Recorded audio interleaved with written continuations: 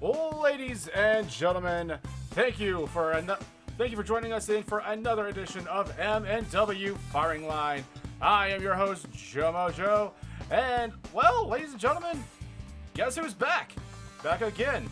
Robbie's back. Tell a friend.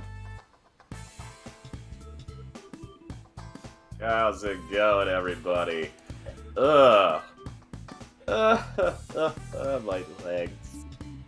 Yeah, you sounded a little under duress last time that you were here. Something about hunting somebody, and how'd that go for you?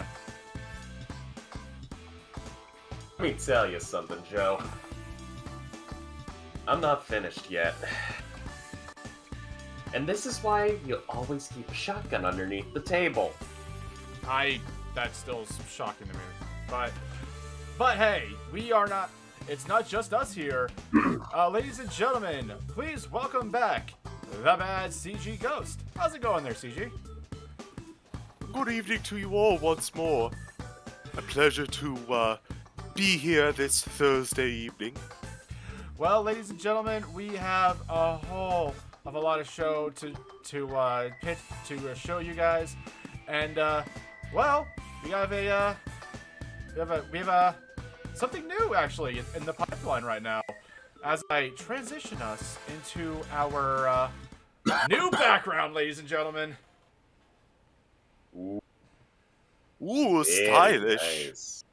This Very nice. So this is actually courtesy of our Sawyer. He like part of I guess we got to talking during the crumpets and tea, and well, he was like, hey, let me just whip this up for you. So I owe him a thank you. Anyway. So what are the list for problems that he causes? Or one versus the problems he causes? Well, we've had a discussion about that. Hopefully we won't be having that. And honestly, in hindsight, it's kind of funny. But hey, we're not here to talk about my personal life. We are here to talk about some good old-fashioned Multiverse Nexus wrestling. But before we get into that, ladies and gentlemen, I promised an announcement today. And so park your calendars, because next week we will not have a Firing Line show proper.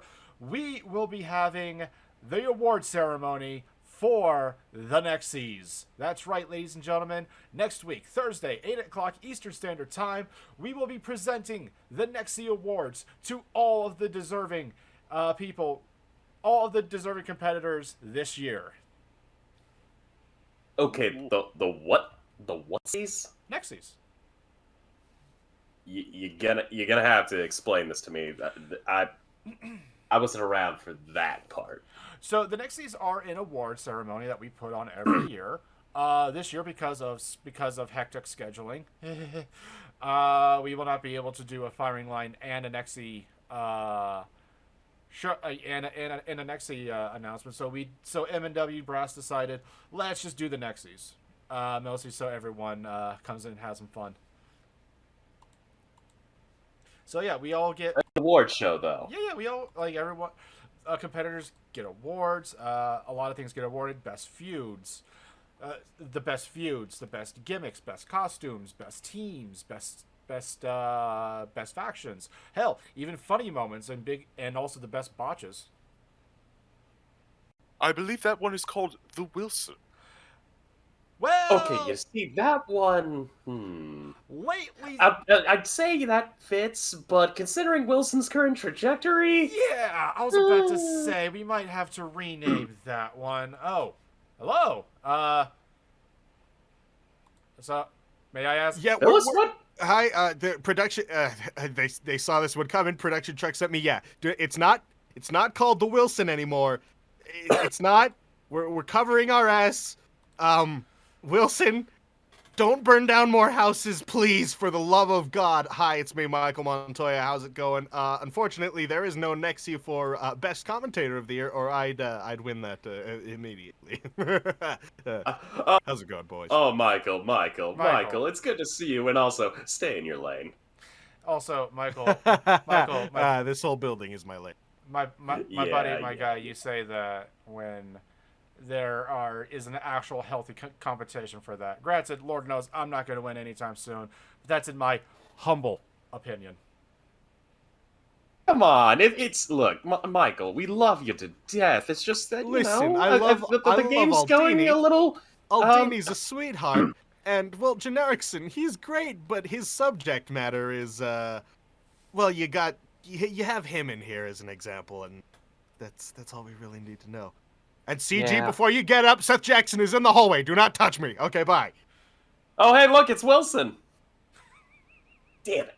I was still thinking about the name change. This is what I get for not being a part of the back decision-making crew in the back boardrooms. Well, with what Wilson's been going through lately, yeah, it's best if we try and rebrand it as something different, because Respectable. because remember, he is not wanting to be the butt of the joke anymore. So he gonna be a little upset if we continue to call it the Wilson. But hey, we should get right into Warzone. We have been here for a bit. Anyway, so ladies and gentlemen, we are gonna go right into MNW Warzone, and we're gonna kick things off with a little somebody I dislike more than Wilson. It's this guy. Ladies and gentlemen, Dr. Grimm. Hello, denizens of the multiverse. I'd introduce myself, but why bother? You know who I am. You know what I can do. So let's get right to business, shall we? First off, I couldn't help noticing last week, Mr. Sampson, you offered an open challenge for your Big Oof Championship. I find that interesting. I haven't held gold in quite a while. And maybe it's time. Maybe it's time for me to bring gold back to the murder cave. Remind people who I am and why I matter. So consider my chapeau in the ring. And yes, I heard you last week, Exarchun, blah, blah, my apprentice is doing great. Yes, I remember when he was my underling there. You remember that, Kane? I'm sure whatever it is, it's good for him. He's probably doing the best he's ever done. But really, will it be good enough? That's the question. But now, on to more important matters. To my dear old friend, Vincent Caliban. Dear Doctor, I think you are missing the point. I think you're thinking you set the terms. And nothing could be further from the truth. You have entered my house, entered my ring. I don't care if you're trying to fix that sickly fool Vinsmoke. This is where I reign supreme. And yeah, I will decide if you have violated our terms or not. So, watch your back, dear friend. Ominous. So, very mysterious words spoken by the quote-unquote good doctor. Especially a very what's the word I'm looking for here? Actual threat to Dr. Caliban about his about the main events later on the night. Vinsmoke taking on some mystery opponents to take out some last known remnants of the Hat. Robbie, what did you think? I'm gonna be honest with you. When it comes to Grimm,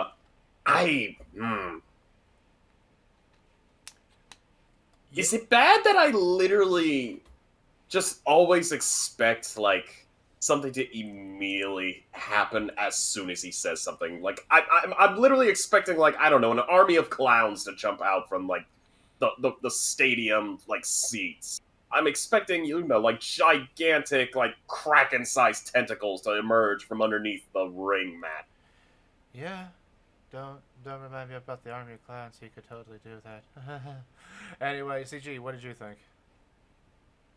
Well, mysterious machinations are the Doctor's specialty, and he's certainly proven himself to come through with them, so... unsettled as the natural state of being whenever he comes out on commentary. This was no exception. Yeah, the main thing for me is that he's usually very subtle, very calculating his threats, but he seemed agitated. He seemed perturbed, so to speak, and blatantly threatening Caliban. I don't like that whatsoever. When he's being cheeky is when he's dangerous, but when he's being like obvious, that is deadly right there. Here's the thing. What do you gotta do to actually get Grim to, like, be direct? I mean, like, again, this is a guy who plays the long con, and in considering his faction, you know, those guys are, like, playing 5 to 60 chess here. This guy's basically playing, like, digital checkers at this point. Most We must consider the possibility that he knows something we don't. that's a matter of fact. He always knows something that we don't, especially with how crazy this multiverse is. But ladies and gentlemen, we are gonna move on from that, especially because like if we sit here speculating what Grim's gonna do, we're gonna be here all night. I'm not gonna lie to you guys. So we are gonna go ahead and move on to our first contest. Ladies and gentlemen, we have Gorm and Carnival of the Conquest Bloodline. I think this is the staple tag team of the faction, going up against R. Sawyer and Pure Malice. Main event Mex .exe. This got started most because R. Sawyer there in the front has been on a journey, so to speak, to get back at Carnival. Kind of something about reclaiming a title of his, the title of the Clown Slayer. And because of where Carnival works, that is where, that's kind of the first step into this apparent long con that he's got going on. And here we see the Conquest Bloodline not giving a damn. You want to talk about people who play the long games and the long cons. The members of the Conquest Bloodline sitting on the other side there are not them. Yeah, especially with Malice shoulder checking Gorm and Carnival towards the beginning there. And we start off with Carnival and the undisputed future R. Sawyer. The mech of the man who has been known Now you can as see Many that questions. Carnival's taking the immediate lead. the and As stated before, they are not the long con subtle approach. They just go straight for the throat, and this is no different. You know, apparently Zacho is still having issues with his arm. If we're to Robbie, you were about to say understand something? he needed more maintenance Oh, after the oh, match by all, last week. oh, it was nothing. I was just gonna say, like, this feels, how do I say right and wrong? Executed as you'd expect with a mech. Now How Malice so? coming in. Well, it feels right because, like, honestly, this has been a match that has been, And honestly, you can't go wrong with a beatdown between Conquest and the main event Mex. But it feels wrong in the sense of, like, I don't know, like, don't get me wrong, it's good to see both Malice and Sawyer in the ring, and it's good to see Carnival and Gorm, but I don't know, just, I can't put my finger on it. I feel like there's a piece missing. One quick moment here. Boss fight! Anyway, I had to get that out there. But yeah, like it. Well, especially with like how this match kind of got started. I mean, Malice and Gorm have pretty much their heated blood feud kind of reignited with our Sawyer's continuous wanting to get a match with Carnival. I mean, But yeah, like yes.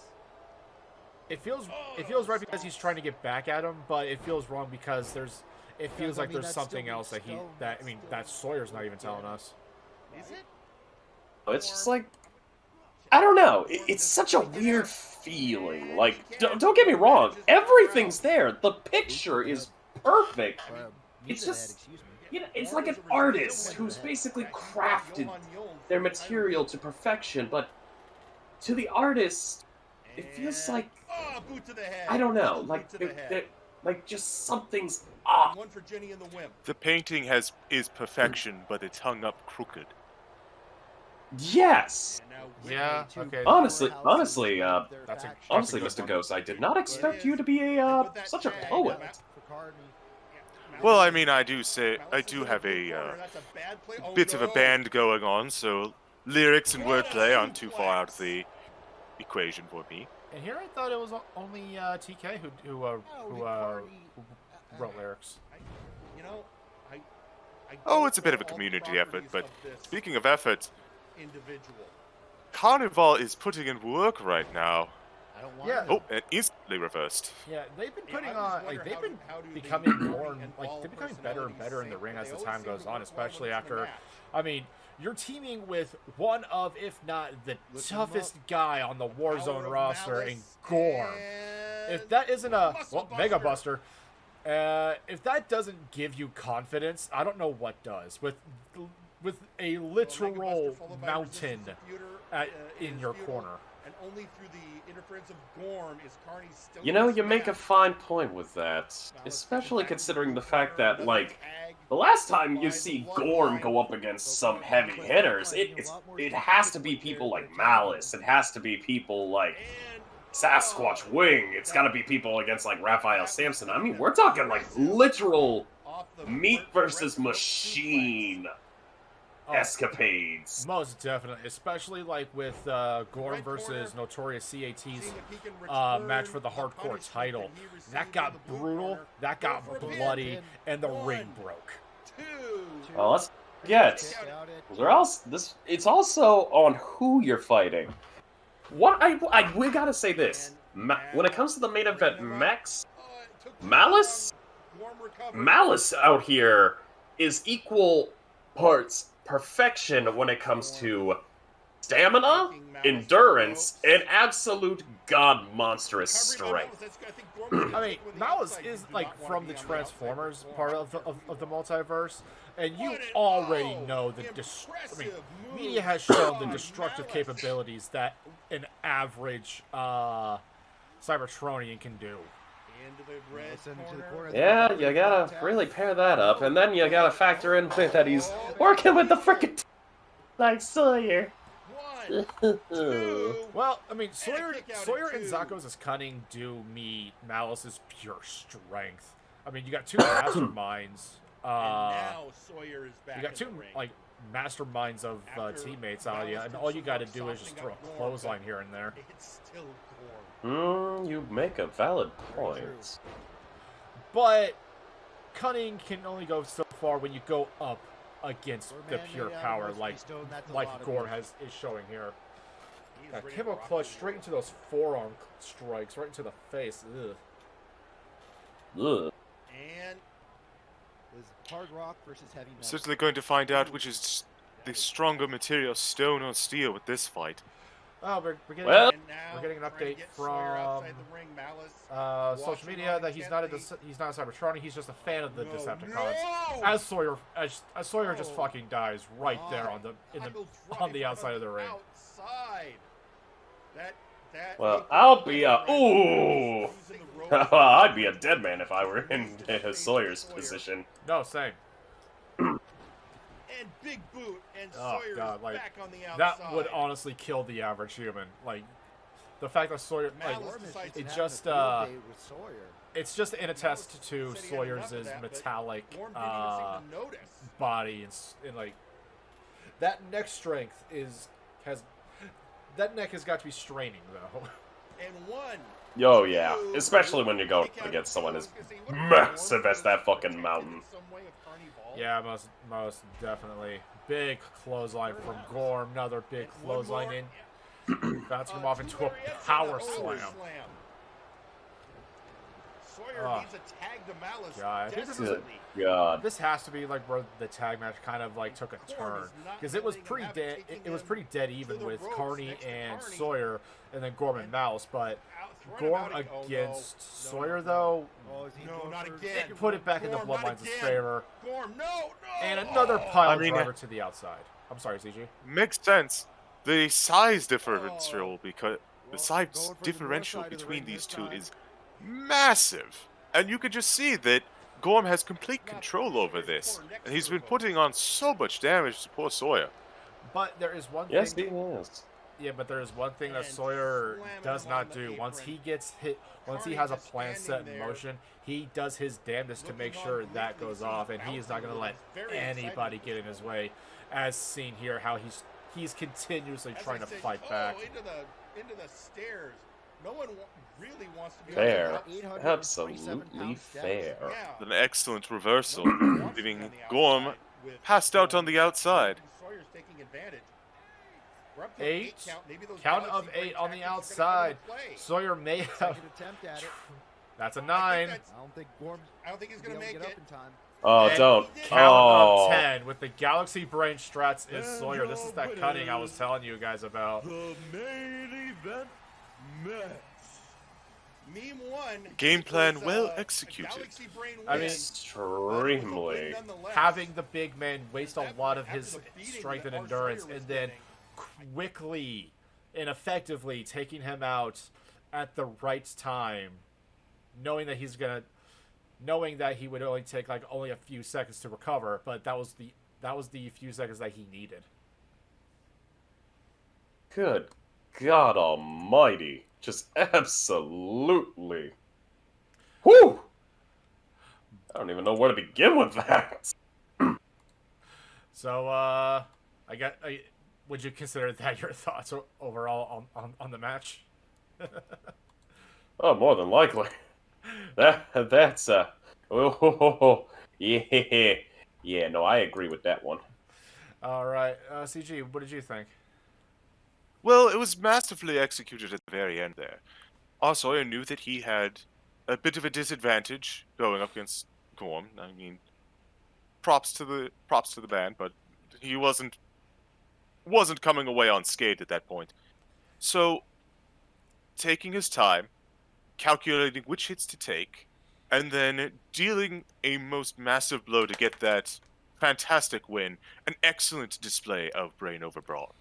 See, a lot of people are saying that like count-out victories are kind of a coward's way out, but honestly speaking, it's becoming more and more of an art form as of late. Like people have been actually doing it to some sort of tact, some sort of actual strategy involved with it. Like it could be considered it could be considered a kind of a faux pas when it comes to professional wrestling because it's not a pinfall or a submission. But honestly, if the C101 has taught us anything, a count-out victory can lead to very high-stress situations. I will gesture towards Ginger Boy versus The Madness from only a few weeks back. That was a count-out done perfectly. Not only that, sometimes count-out victories like those tend to send a pretty direct message. I mean, just look at what happened a few weeks ago, because I got that little video you sent me, Joe, and Jesus Christ, poor Seth Jackson. Yeah, but speaking of meme though, so a couple of months back, Zaco Duo defeated Maximilian Thunderthighs, and doing such, he received something that Max has been hiding, something that Papusa Monkeys mentioned, and well, ladies and gentlemen, we have the little piece of paper. The little piece of paper that Max was hiding, that Papusa was and his silent partner are going over, has been made public. Ladies and gentlemen, this is the receipt that Maximilian Thunderthighs got from Asir Turan purchasing the hospital. Now, here's my recollection of it. Upon winning the hospital from Ugly Dunk, the hospital itself lost all of its funding. It lost just about everything because it had Uncley's money pulled away from it. So pretty much Maximilian Thunderthighs being the head of it needed he needed cash. He needed cash now. And VIP came with it, and VIP obliged with a lot. I'm talking a lot of caveats. That's a lot of zero. Yeah, that's Isn't it, Jesus. yeah, that made me cry. That legitimately made me cry seeing all those zeros. I mean, that's about 5 to 6 more zeros than we have in our Don't paychecks. remind me. I'm trying to get a house. Don't remind me. It's okay, buddy. It's okay.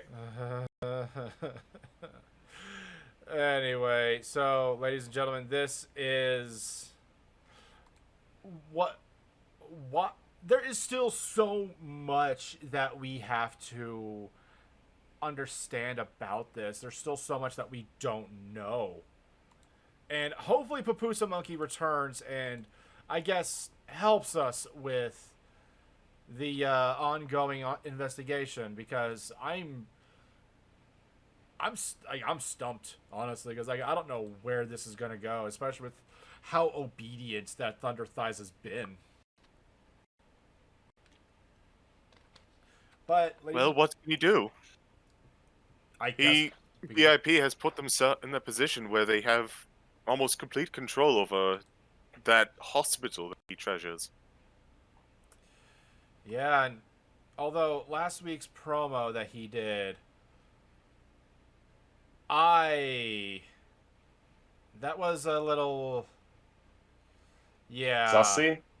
It was a little sus? He literally had to, he painfully said, "Fuck them kids," on a live mic. Oh, He no. didn't. He did. Oh, Max. You poor, poor fool. I want to help, but I don't know what I could do. But unfortunately, Oh, we pray to Raphael. That's all we can do. I tried that, and he said, "Don't pray to me, pray to the guy I work for." I'm like, okay.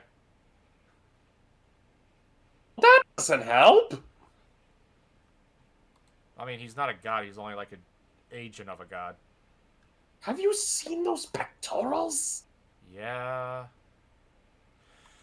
He has a heavenly body, to be sure. But, ladies and gentlemen, we are going to go right ahead and get right into C101 Action.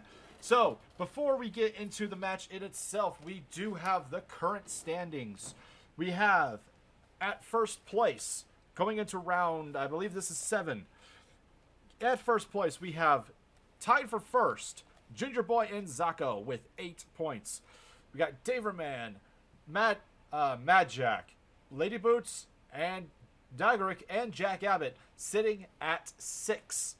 We also have the janitor is in there too. My apologies. So that's a, what is that? 1, 2, 3, 4, 5, 6, 6-way tie for second place, and with 4 points in tied for third place, we have the Madness and Aiden 0.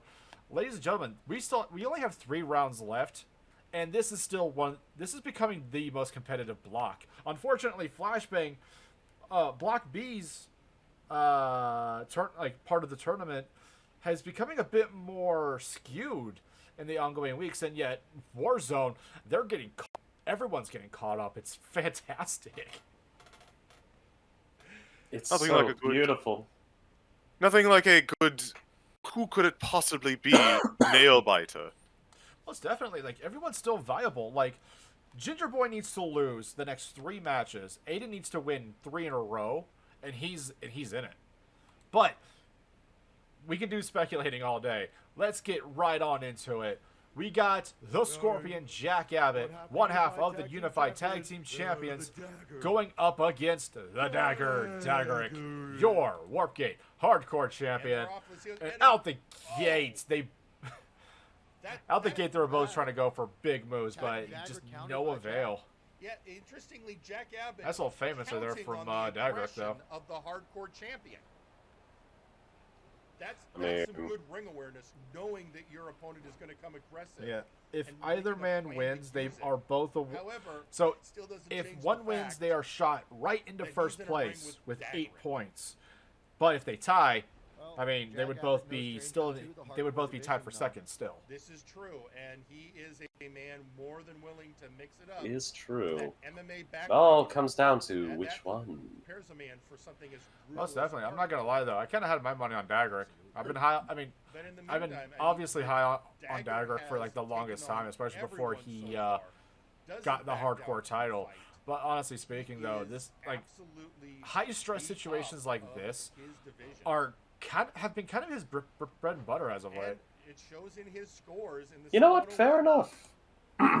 Well, especially with High like, stress situations, it seems to be what he thrives off of. You're not wrong. I mean, if you've ever seen Daggerick in a hardcore in a hardcore title defense, you definitely know that this is this is not only is that his playground, but that's kind of like I think he's like the most happiest. Yeah. Yeah, I could see that. Looked like Abbott came here with a game I can plan definitely see that. and kicking Daggerick in the But head. Abbott here though is That's- coming in that's, strong. They an ca- interesting idea, I mean, but even though he's a that tag is team just champion, him least and his vulnerable tag team partner spot Devin as were pretty much the as a underdogs jawbreaker of the tag lariat tournament, bring the Scorpion in which down. they won their contendership. So Now something like that this is backflip definitely splash. like so close to the top is he that he has to be and he's free. going out his all. What the hell? Ooh. Just absolutely kicking the crap out of him. This is a bad That was spot to definitely be like on. both these men have Hitting them on the head literally everything to and- gain and lose. Oh, Hell, even just if they coming for a tie, smack to the face. which has not happened yet on Warzone. And now even what's if they he planning? tie, they would still be This sitting is very not pretty. good. Power bomb. Oh, without a shadow of a doubt. Are you kidding me? So, who did you guys have in this Now, match? now, Laying shots into his head. just a good old beating. As much as I love the tag team champion himself, and Jack Abbott definitely earns respect. You put respect on that boy's name. Gotta go with Daggerick. I mean, Daggerick's just been proving to be absolutely nonstop brutal. And honestly, as soon as this tournament's done, I'm curious to see what the situation's going to be like around the hardcore division, because, as you stated before, things are getting spicy. Most And you definitely. mentioned the hardcore division, and that division will toughen you up and bring up your endurance. And you need that for something as massive as the C101, which is why I also put my money on Daggerick. If you're Jack Abbott, this is where Looks you like we're don't all wanna be. in agreement because I definitely had my money on Daggerick on this one. Daggerick. Although, it's hard to bet off of Devin. It's hard to not bet on Jack The Abbott. biggest risk honestly. here, at some point Daggerick might forget this isn't a hardcore. I mean, you're not wrong. They're both very, very established contenders, and both skilled in their own rights. And but at 7, you have to Daggerick pick has one. gotta win it in the ring. Yeah, you really do. Do And do he you guys goes for a think it was pinfall. also kind of like a One, competitive thing between two. Abbott and Devin? Because right now, Devin is Just kind of about been 5 put minutes in the in. spoiler. Oh, He has the spoiler role pretty much as of this current moment. Mathematically Okay, speaking, he's he gonna is go for not it. viable again, whatsoever I keep calling it a power slam. It's more of a to reverse even get powerbomb. close to where Jack Andrews is now.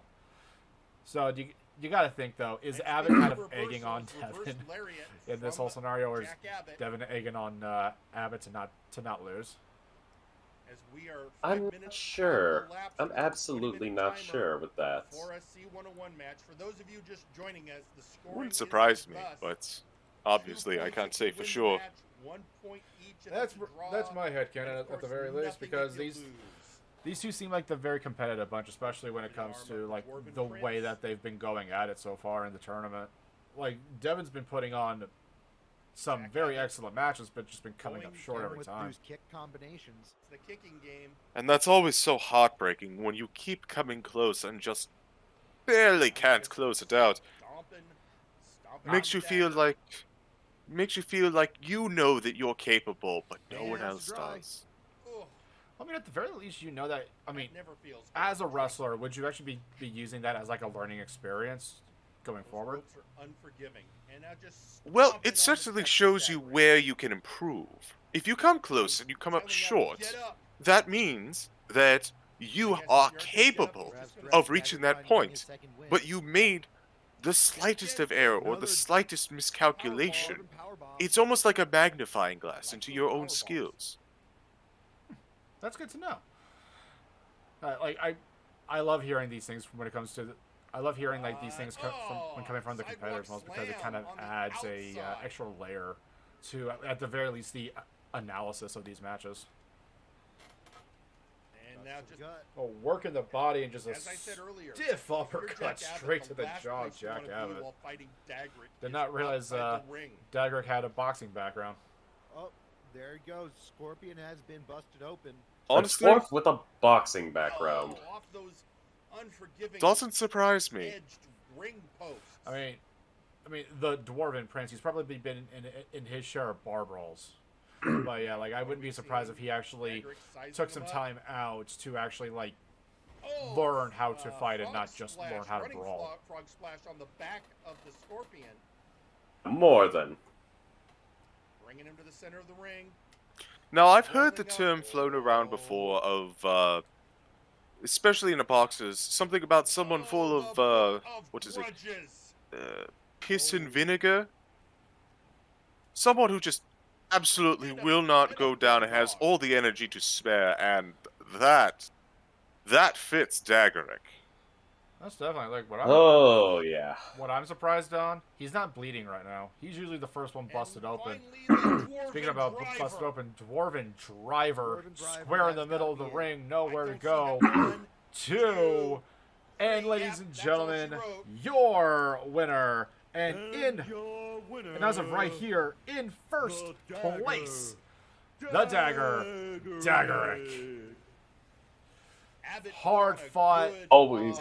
Sorry, go ahead. Oh, always bet on Dwarf. Always bet on Dwarf. It was hard fought and a well-deserved win, but here's the good news. Abbott is still in this, even though we have 3 more matches left.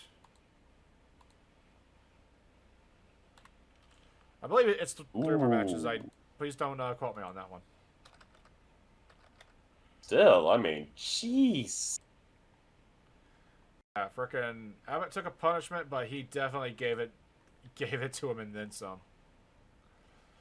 Dag don't give it to you. Yeah, Dad gonna give it to you. But, ladies and gentlemen, we are going to go right into our next C101 match.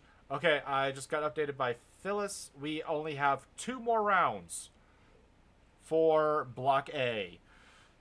So, we have 2 rounds, and Abbott needs to win 2 more times to cement his lead.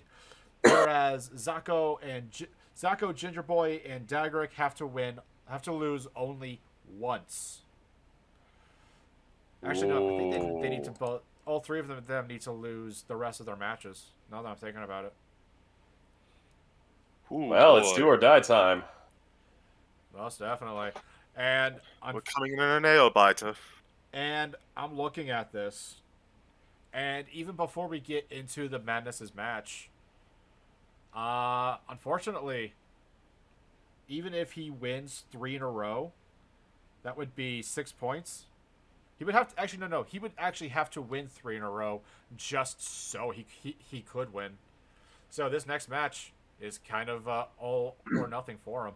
But, ladies and gentlemen, we are going to go right into Madness and Magic's going to be later on in the night. We are getting into the cyberpunk prodigy Aiden Zero going up against the superhero, our man, Daverman.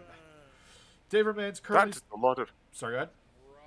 That is a lot of neon coloring in those entrances. Yeah, that's a lot of glow up. But yeah, currently speaking, we have Daverman in second place with 6 points. Aiden Zero sitting in third with 4. Unfortunately, Aiden is also in that magic spot right now where if he does not win this match, or if he doesn't get 2 points, he is going to be relegated to spoiler. Even after his hard-fought 2 victories in a row. Poor Aiden. There was such high hopes, but granted, the C101's always been a tricky little situation. Yeah, Well, especially when like the last couple of years they've been and here we see an interruption from that's Theron's music, and here's the thing. Why during the C101 match? Considering the Outlaws are currently suffering under from penalty, can you really say you didn't expect something like this to happen? And besides, and I hate to be devil's advocate here, but they're technically not messing with any belt. They are messing with a contendership of a belt, though. Like, this is a big tournament. Like, we're 7 weeks in at this point. Like, we're more than halfway through and closing on the end. Why choose now of all times to attack them when they could have just made it known in the beginning? The devil's in the details, Mr. Mojo. The devil's in the details. You did mention that Aiden was, well, this is do or die time for him. Maybe Theron just wants it to be die. Dead or alive is kind of the Outlaws' shtick. Don't I know it? Yeah. And after all, let's not forget that several weeks ago, the Outlaws came out frustrated and mentioned that they just want to burn everything to the ground. So really, with that mindset going on, it doesn't surprise me in the least. Yeah, scorched earth policy is kind of the way to go for them. And we got a tweet out on social media from Maximilian Thunderthighs. Just got a chance to tune in. You want answers? Well, taking after a fellow wrestler in his famous rocking chair. Come Saturday, let me tell you a little story. Oh. Oh no. Oh dear. We have a rocking chair? Storytellers does when he enters the ring. Oh, I thought that was just I just thought that was a throne that he just could appear out of nowhere. I don't question how things come about. I just see them appear in the backstage area, and I'm like, okay, that's there now, and I go about my day. It's simpler. You know, a rocking throne would make it much easier to do dramatic lean-ins when you receive bad news. Please don't give him ideas, please. It would. I'd like to. It would definitely add to the. It would add some drama to the story. Looking for his chance at Ginger Boy. We need more. We don't. Do not invoke him. If he suddenly appears in this studio, I'm going to hunt you down, Mr. Mojo. After not hearing about what happened to your last target, I will try not to do it. I will try not to. Thank you. But back into the match itself, though, Daverman showing off. I mean, this match was definitely playing on both of their strengths. The millions of ways that Aiden can just break someone's neck and just one thing you can expect in an 8-0 match. It's rip it to shreds, as well as Daverman showing off his high-flying nature. Like that dive to the outside off the top rope that he did earlier in the match. My God. Yeah, that was pretty freaking dope. Also planting Aiden with that head scissors, though. And one. Oh, Aiden going for the rope. Aiden grabbed We don't really see that. We don't really see that happen often. I guess. I mean, no, we don't. We really do not. Well, here's the reason. So good. Oh? I can answer that, actually. You see, a lot of our training in the back is involved in making sure our ring awareness is key and up to snuff. Aiden did go for the rope, and that helped him. But most instances, we try and make absolutely certain that they are as far from the ropes as possible. So the situation just doesn't come up as much as you'd think. Desperate here. And we had Really? we had Divide by Zero on the top ropes. Check your watch.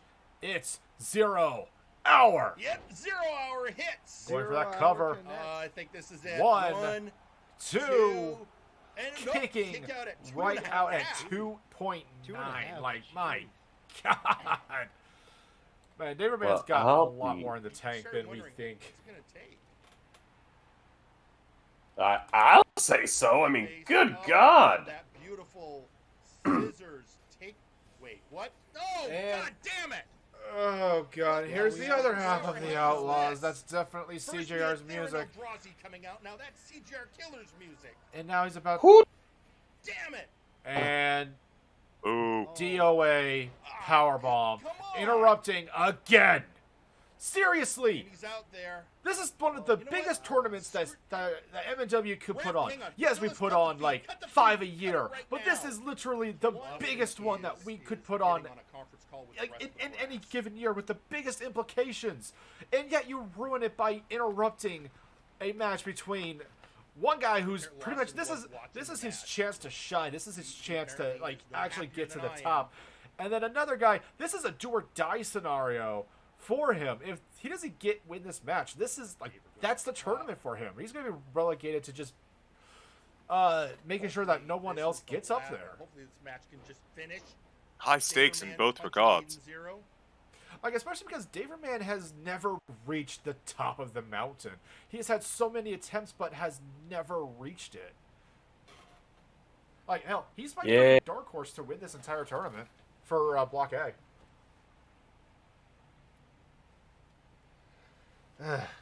Sorry, Apparently I just... backstage, Sparrow I and love the rest tournaments of like the All right, this. buddy. are looking I for love the I love Outlaws, round robin tournaments, who and this is and apparently the CU101 is what evacuated the arena made me because sign everyone's on the hunting dotted line to work here. them. But Although this they- is still yes, they it's got their it's message disrespectful to not only the Well, company but to the Grenade audience in running itself. away. What happened to the timer? A technical glitch I think Aim just when busted open we Daverman. were editing. Oh. Fair enough. Yeah, Brad saw something and Possibly. like he thought he heard a cat in the hallway, and because I know Hearing for a that fact the had it office toward cat him wasn't there. here this week, and he Okay, we're getting kind of messed up and Yeah, there we go. he thought he lost track of Goes. time. Ah. Reminds me, Understand. did anyone know see what happened to the Daverman goodie said- bag we left Yeah, for Notorious Minus. CAT? No, I haven't seen it. Going for the pin. 1, 2. Oh boy, we might need to get in and touch with Brad. Daverman comes out We victorious. may have to. But ladies and gentlemen, your winner and winner of another 2 points is Daverman with 8-0, unfortunately, in the spoiler territory. But, or so we think. We are going to, before we get into the next thing, Robbie, what did you think of the match? Oh, absolutely wonderful. Are you kidding me? This match, despite what transpired, I thought it was excellent. CG. As to the Outlaws, Mr. Eldrazi, Mr. CJR Killer, shame. Shame. I wish I had a bell. I'm afraid I must agree with our co-host. The fight was wonderful, but overshadowed, unfortunately, by the involvement of the Outlaws. I try to be as unbiased as I can, but that was a blatant. It was blatantly disrespectful. But, ladies and gentlemen, we are going to go straight into our next segment here because immediately after the match was over, Jerry Aldini came from commentary down to the ring to address what had happened. All right, listen up. Theron, CJR Killer. I just got off the phone with the brass. You, Theron, are going to meet me here in ring next week. We're going to have a little conversation about your future in MNW. Do you hear me? I am done with this nonsense. I'm going to say it, bullshit. As for that last match, the brass have made a decision. Due to the rampant interference from the Outlaws, they are making a special exception and awarding 2 points to both Daverman and Aiden 0. This is not sportsmanlike conduct. I don't care what you say. I don't care what you do. If you think I can't make you suffer for this, ha ha ha. Boy, are you wrong. Because be thankful it's me and not lost. Anyway, on to more important matters. A lot of people lately have been putting their names out in the hat to face Raphael Sampson for the big oof. All right. You know what? We get a lot of you came forward. A lot of you made great claims. But I sat down with Raphael this week. We went over everyone who put forth a challenge. And we did make a decision based on the person who made the best case. So congratulations, Juan Chance. Now is your one chance to become the Big Oof champion. That's right, Juan. You are going to get to face Raphael Sampson for the Big Oof championship. Raphael was very impressed by your focusing on honor and competitiveness and everything that exemplifies the spirit of wrestling. Have a good night and still mad. So, first things first, Aiden 0 and Daverman get 2 points. So, currently speaking in the standings, we have a 4-way tie for first. Ginger Boy, Zaco Duo, Daverman, and the Dagger Daggerick. And Aiden is now elevated into second place, tied with Mad Jack, Lady Boots, Jack Abbott, and the Janitor. So this, and unfortunately, does increase the, with that increase of the lead, Madness, yeah, his situation is becoming more and more dire. But part two of that, out of everybody who put their names in, everybody who wanted to step up to Raphael Sampson, the brass have awarded one chance at a title shot. You know, I'm looking forward to that. Me too. Juan has shown a lot of improvement. I mean, I know I'm kind of that's the main thing I talk about, but honestly speaking, his improvement has been kind of has been great as of late. Like he's becoming better and better as the time goes. I'm curious how he's going to handle not only going up against somebody the size of Raphael, somebody with the power and the presence of Raphael Sampson, but the pressure of possibly becoming the new Big Oof champion. I don't know about this one. Like, don't get me wrong. Juan has certainly been putting in the work, but Raphael Sampson is a mountain of a man. He's going to have to put in some serious moves if he wants to get that championship around his own waist. Now, again, I'm going to play devil's advocate here, Mr. CG Ghost. This is the same guy that went into a mass, Iron Man match against Wilson, pre-insanity, and came out of that the victor. And Wilson is a former, Big Oof champion. He's a former Trios champion. And we know how persistently brutal he can get. Well, I would also like to mention that the first win that Juan ever received was in a match against Hightower back in the early stages of 2020, back when he was still going by Juan Jobber. And after that win, he became Juan Chance because that was the one chance he needed. Yeah, and beating one half of Chained Hell, back when they were a tag team. I mean, that's no small feat. I mean, hell, if it takes, the likes of something like the Absolute Units, the Faces of Fear, hell, the Toxic Wastelanders just to take on those guys, and you're doing it by yourself, yeah, balls in your court, my guy. Balls in your court. You're making excellent arguments. I think I'll just have to see this one, actually. Yeah. I don't think I'm changing my opinion, but you've certainly made it a lot closer than I originally gave it credit for. Most definitely, and we will hopefully see that match coming soon. If not this coming Saturday, probably in the next.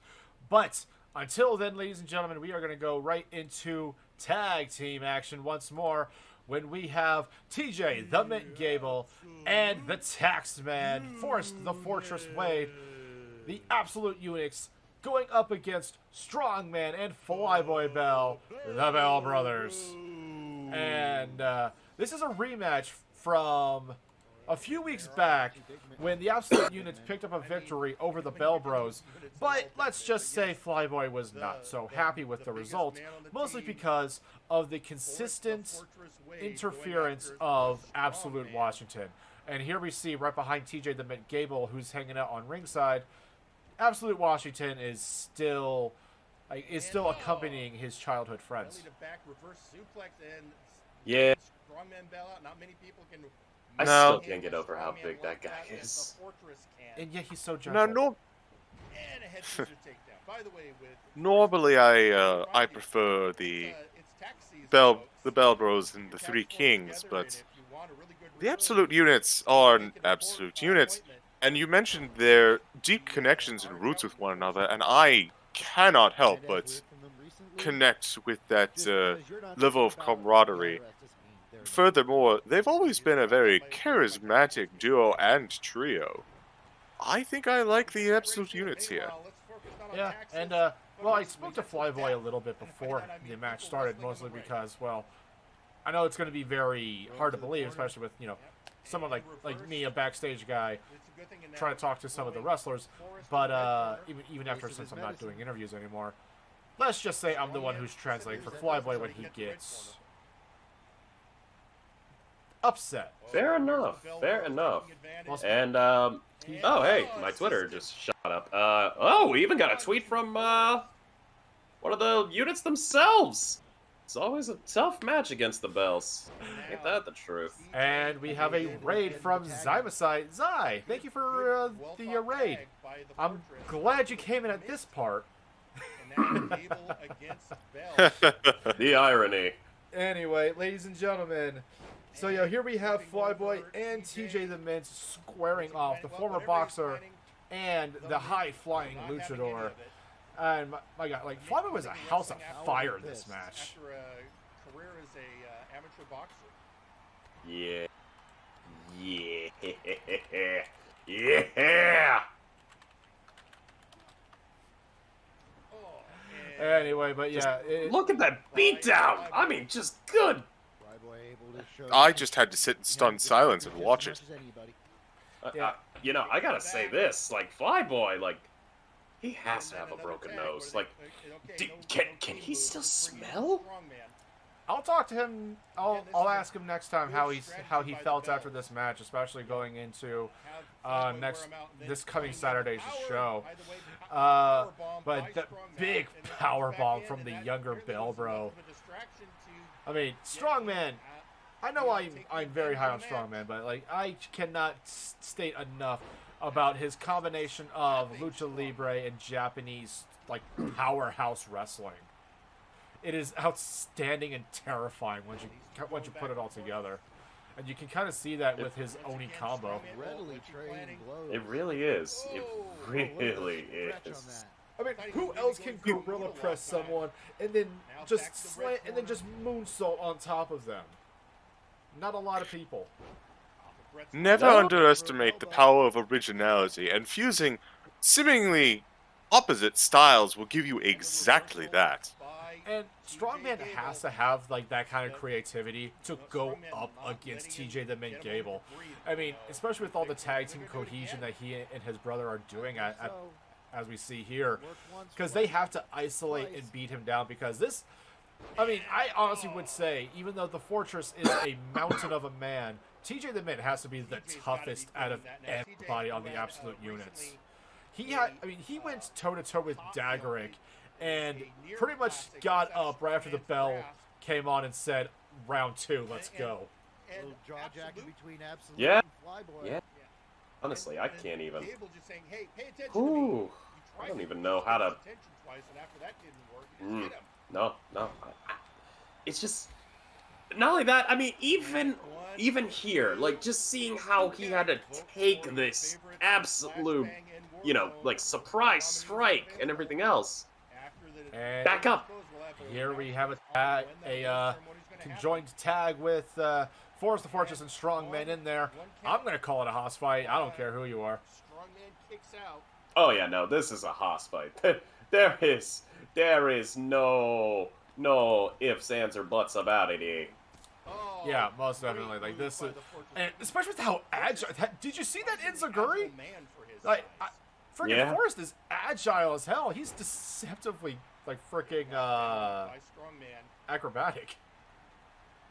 Oh yeah. I think freaking Oh, Absolute yeah. Washington was actually trying to was showing him a thing or two. And 3, the Pain Train, the Densha de Dolor, applied onto Forrest the Fortress. A lot of other people call it the Three Amigos, but most definitely, ladies and gentlemen, I can guarantee you, the Densha de Dolor is one of the most powerful moves in Strongman's arsenal. Second to another somebody else in the multiverse named the Lucha Boar. I like him. He's nice. The Lucha what now? He's a guy. It's a luchador who wears a pig mask. So it's a lucha mask on top of a pig mask. I was hoping with that naming convention. He's awesome. What? It's Suplex. Sounds like it. It's Suplex City Central with that, man.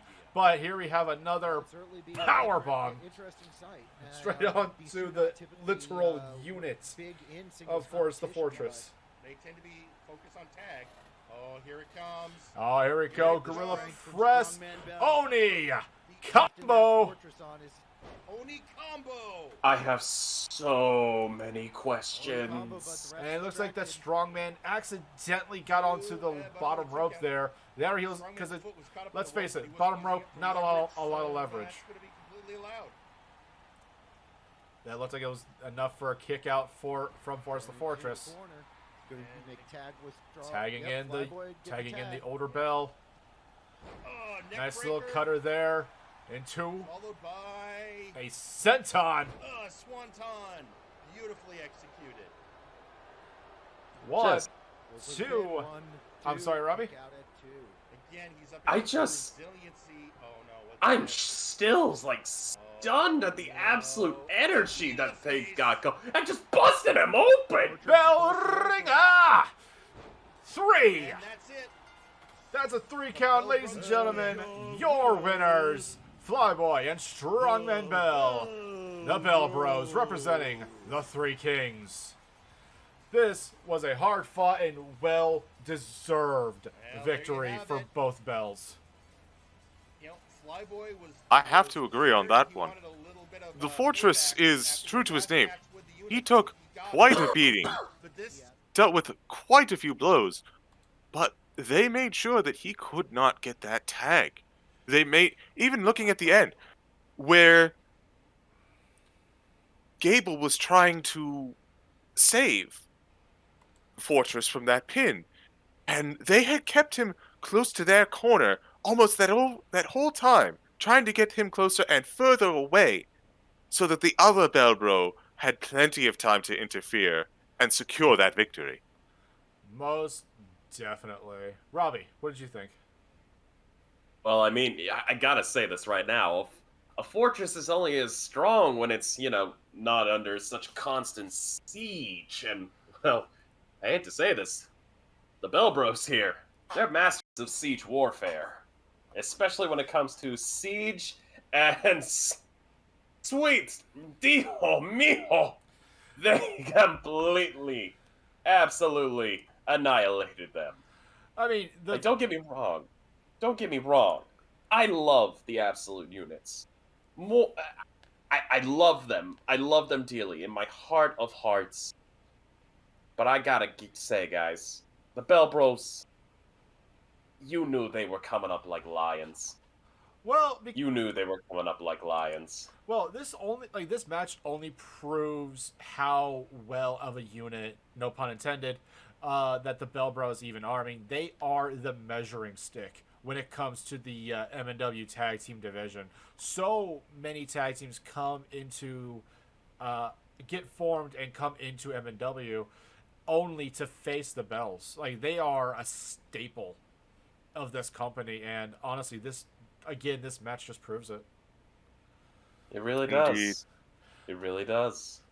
But, and Lord knows, I later on in the night there were the angry Spanish was replaced with very happy Spanish, and there was a bit of a celebration backstage. Not gonna lie, it was kind of nice. Until Strowman kind of lifted me in excitement, and I freaked out a little. So, we're speaking of luchadors, we are going to go right into a bit of a in-ring segment with another luchador. Ladies and gentlemen, the Ender of all Barts, Bart Ender. Hello, my friends. And I wanted to address you after last week. We've been doing well in Nakama Worldwide, trying to make our case to go on for the tag titles. Last week did not go so well. No, and some people felt it might have been a bit of a controversial finish, but I just wanted to let you know that we in Nakama Worldwide are not going to let it get us down. We are going to keep striving, keep coming back for more, and we will achieve championship gold. Before you ask, no, I have not heard from Trash Man. Last time I heard anything of him, he was somewhere in Ireland. Something about looking for the Blarney Stone. I tried to explain to him why he didn't want to actually kiss it, but I don't think he understood what I was saying. But So yeah, why is Power Surge coming out? Really? You're talking about Trash Man right now? Bart, look, you realize I'm in the team, right? Bart, this is really beginning to get to me. What is it going to take for me to get some respect around here? I mean, every time I come out to the ring, if it's not with you, everyone goes, oh, Bart Ender and Trashman Jones' protege. Power Surge, don't let them get to you like that. You are an excellent wrestler. You've come so far since I first met you. You are the whole reason I joined the Nakama Worldwide, was to ensure you got a proper education and not whatever nonsense that Trashman was going to teach you. Did what? Got the Big Oof Championship, got all the praise and accolades for being a great champion, while I'm stuck in showcase matches and having to beg Aldini for chances against people like Payne and Beowulf and Nakano. And look at them, they're doing great. Now, Nakano's doing great in Blood Money. Payne is in Cloud 9. I would not consider either of those good examples, Power Surge. They are, Blood Money are not good people. Not examples I would put forth. And Defunk, I don't know what's happened to my old friend Defunk. It's like a gear has slipped loose. I would not want to see you with either of them. They're very bad influences. How about this? Winners! They're winning. You know, last time we won a match. Hey, you remember the last time we won a match as a team? Who got the pinfall in that match, Bart? Who got the pinfall? Here's a news flash. It wasn't you.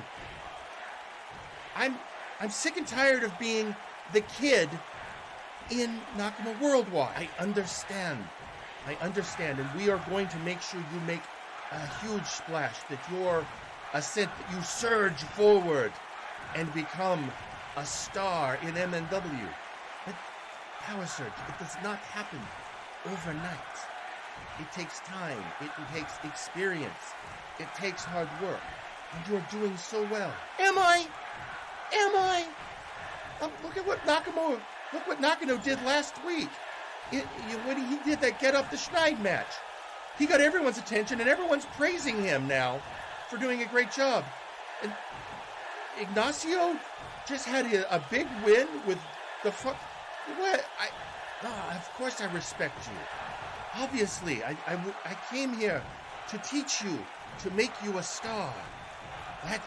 What is that if not respect? For seeing your potential, to seeing the man you could be, that I want to help guide you to be. Don't you want that? Hey, here's a thought. What if I don't want to be that man? What if the person you're trying to make me into isn't who I am? Did you ever think about that? I'm just, every time I come out, I mean, look at my hair. I dyed my hair blue because it's Nakama Worldwide colors. Why? Because Trash Man wanted me to. And I'm sick of it. And there you have it, ladies and gentlemen. Bart Ender addressing the audience in itself, and then Power Surge venting a bit of displeasure with his tag team partner / faction leader, Bart Ender. And I'm not gonna lie, it's hard not to agree with them. It's hard to disagree. Yeah. Certainly. If nothing else, I don't think a single person doesn't have empathy for the poor lad. Like, yeah, it's just, sorry, go ahead. You have to feel for him, especially considering as much shit as we can all give, like, Trashman Jones for what the actions that he's performed. Maybe he was kind of the glue holding them all together. Well, and without him. Well, like, here's the thing, though. I know for a fact, granted, I can't remember who they went up against. I know for a fact that Power Surge helped them win their last tag team match. I remember it was like 2 or 3 weeks ago. I can't remember who it was against for the life of me right now because stuff's been going on in the background. But yeah, seriously though, like, Power Surge, he's not the lackey kid anymore. He's not the one taking the lumps for Trash Man anymore. He is his own performer, his own wrestler. We got a message from social media that they believe it was blood money. That makes sense. That actually makes sense to me. Thank you. But yeah, so sorry, I'm sorry, go ahead. No wonder they had such a fixation on the newest of the blood money members. Yeah, because, like, and I will mention this. I typically don't mention, like, social media posts from the show itself, but there was a post, not too long after, not even 5 minutes, after Power Surge left that ring. Earl King West of Legion reached out a hand to Power Surge. Power Surge, ooh. I will let you know this. I have seen the way he works. Don't take it. Do not hear what he has to say. I've seen firsthand what his ilk is capable of. It is not good. It's a little, but at the same time, I mean, you gotta play devil's advocate here, Joe. You're dealing with, I mean, you're kind of dealing with a whole lot here. Oh yeah, he's definitely dealing with a whole lot. It's like, he doesn't want to be he doesn't want to be underestimated anymore. He wants to be treated as a competitor. I would like, personally speaking, I would love to see Power Surge and Bart Ender tag more because they complement each other's styles. I mean, Power Surge's speed and agility, as well as Bart Ender's technical work, especially with a lot of his a lot of the submission game that he has. So I would love for them to stay together. But having seen what Earl King has done with former faction mates and former teammates, if it sounds too good to be true, it always is when you deal with Faye.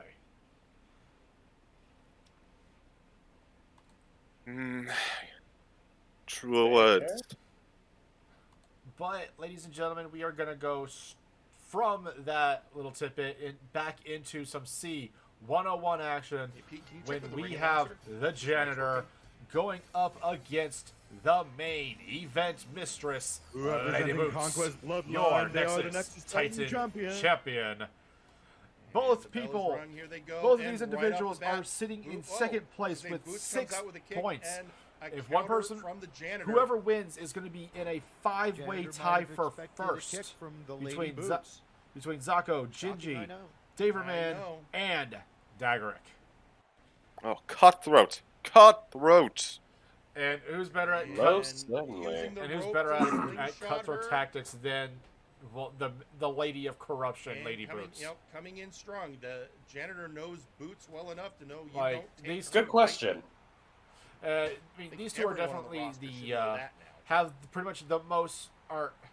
It sounds rude She saying has been the a powerful oldest, and but these are like some of the more formidable experienced people Nexus on the Titan Warzone champion, roster. as well I mean, as they've one been of the around since I combatants in think the C101 who before has got MNW to be the was best of the created, best back when it was still get in Lucha this Underground. tournament. At least I want to say that. Going for an early pin attempt. Interesting. I think that's Kick more out of at a one. attempt to wear out Lady Boots and maybe Wouldn't surprise use me. unneeded energy Though I to can't say that I have get that the early. knowledge on that front either, sadly.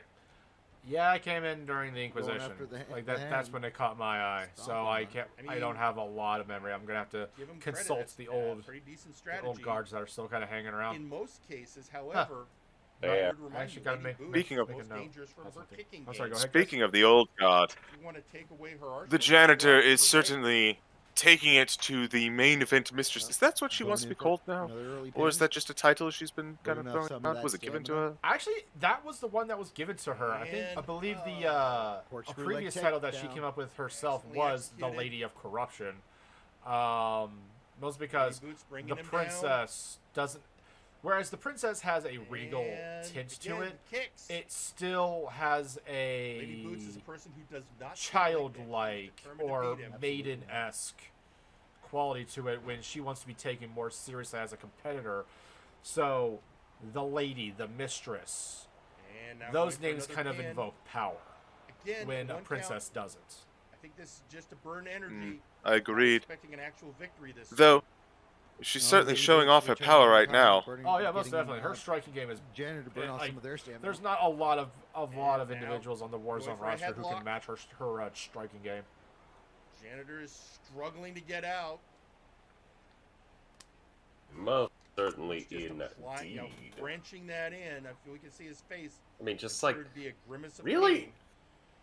pain. Actually, no. Would Kelly? And then Boots just letting it go. No, not satisfied maybe. with that. Oh, Hmm?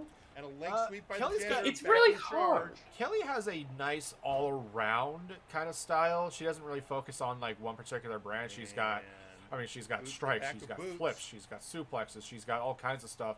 Especially with not only Again, learning working over from that the previous hand. members of Omega Club, but also current. It's a good target of opportunity. Fair but I'm enough, not fair sure it's the enough. best choice in Also, this you case. have to take into account that in Otto was an in-ring competitor, but constantly training with as his much as I opponent. gotta say this, Now she's just telling him to kiss this the really does boot. beg in a really good question. Lady Boots herself Now and she's striking that boot Semjax, across his they're face the again. top two of Conquest, yeah? I believe they are co-leaders. Who do you And think's the being scooped up real macho? And reverse DDT. The janitor, the master of the That- DDT. That's a good. Leads to questions. That's a good question that I don't think we And need to know the now answer to. lifting Mostly up because that Boots might lead to and just slamming her back down. divisions, so to speak. Now bringing her up, looking with a We'll just bit more say they're position and co-leaders, and turning her anything else over, that they have grabbing going her on jaw, is pulling her back, their issue. much like a Yeah, camel clutch. let's stick with that.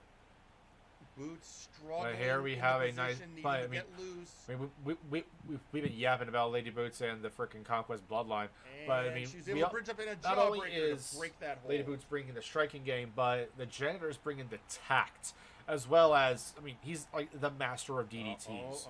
Whereas like a lot of Here we people use go. DDTs as I think I know transitions, what we're he about to uses them to see. Turning finish up the them. band. But a Clint swift Eastwood. Clint Eastwood straight into now- the janitor's skull. She's Was she Lady something Boots has like this? I thought you were Sunshine gonna in see a Stylo. bag, going for And, that nope, she's just cover. going for a pin. One, two, and no, kick out not at quite a one. kick out. Interesting. Stalking him. What's she planning? Methinks. Oh, she was going for the style of Janitor Oh, countering a Hurricane Run into a would be satisfied power bomb. both want to move forward in the tournament. Both want to hit that 8. Oh, Freaking Just face. introducing the face of the introducing the face of the mistress into his freaking knee. Like I said, that's the tact that I was talking about when it comes to the janitor. He is, I mean, yes, he is like probably the most experienced out of everybody in this entire tournament, and he uses that to his advantage all the time. He did. Chance of winning. Agreed. There's no substitute for it. I mean, the janitor. And the other thing, sorry, go ahead. there's no substitute for it, and you can never have enough of it. Oh yeah, most definitely. If you think that you're the end all be all and you get complacent and you're never, like, and you stop learning, that is where you're gonna be going. That is where your downfall is gonna start. And likewise, what is it going to take for I mean, The bigger they are, the harder they fall. Well, especially because like the janitor has took that lesson to heart as well. Pretty much, when the Republic was forced to turn over everything to the former Empire of Terror, that was kind of a lesson for the janitor in itself, to where he is now. Well, he's now who he is, and he's I think he's happier right now. And going for a Yeah, you can be the Question. You bring up the Empire of Terror, and they're no longer around, are they? Nope. Elbow to the head, So where's all those assets now? Good question. Probably, if I were to guess, they're divvied up among the more greedy individuals of the Empire. There is a DDT. I mean, they could have distributed it amongst themselves. It could have been taken in by Wes. It could have been taken in by Reaper. Honestly, there's a whole lot of scenarios that could take into place. Mm-hmm.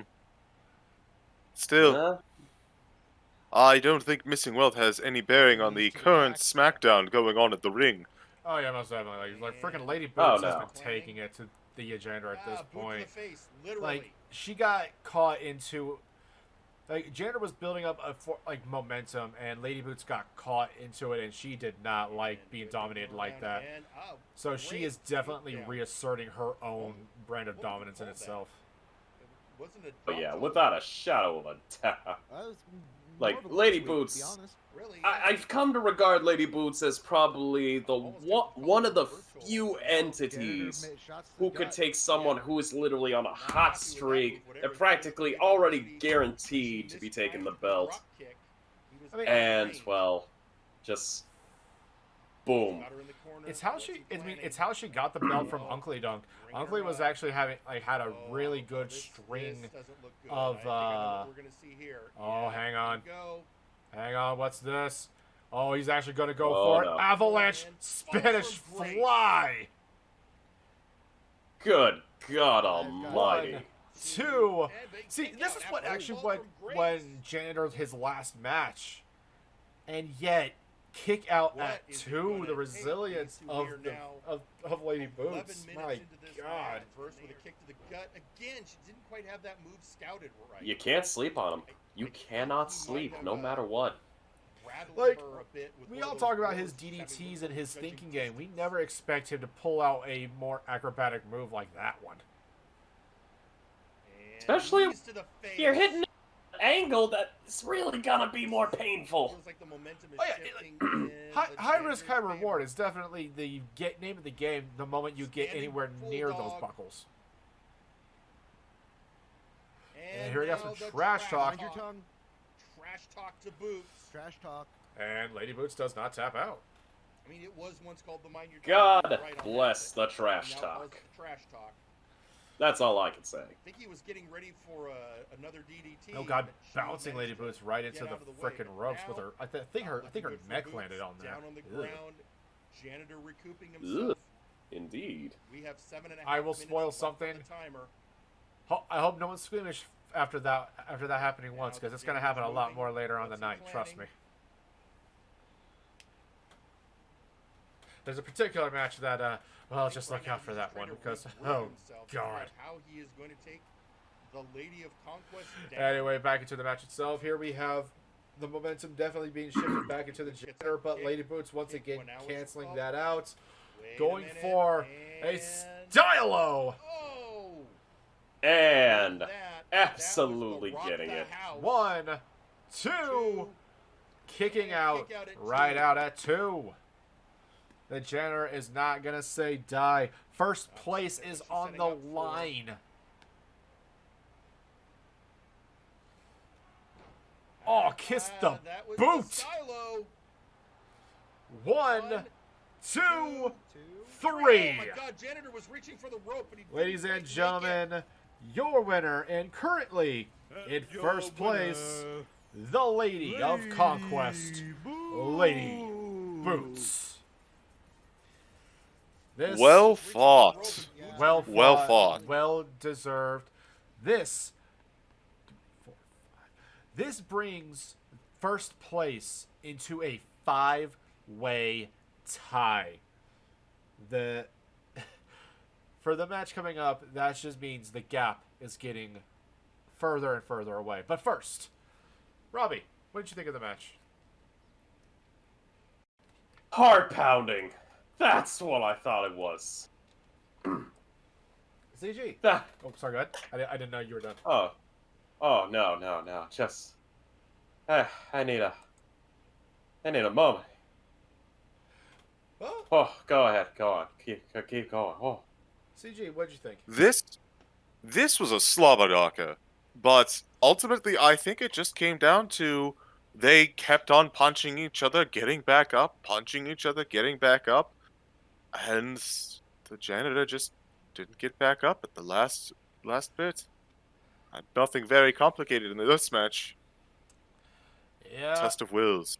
Test of wills, but fortunately for the janitor, he still has a chance to get up back into a he still has a chance to get back into those high standings, whereas Lady Boots, the pressure's on her, but she's sitting very good right now. Like, to kind of put this into perspective, the janitor would have to win his next 2 matches, whereas everybody who's in first place right now in the next round would only have to lose once. The ever treacherous fall at the precipice of the mountain. Most definitely. But nothing is more under pressure right now than our next match.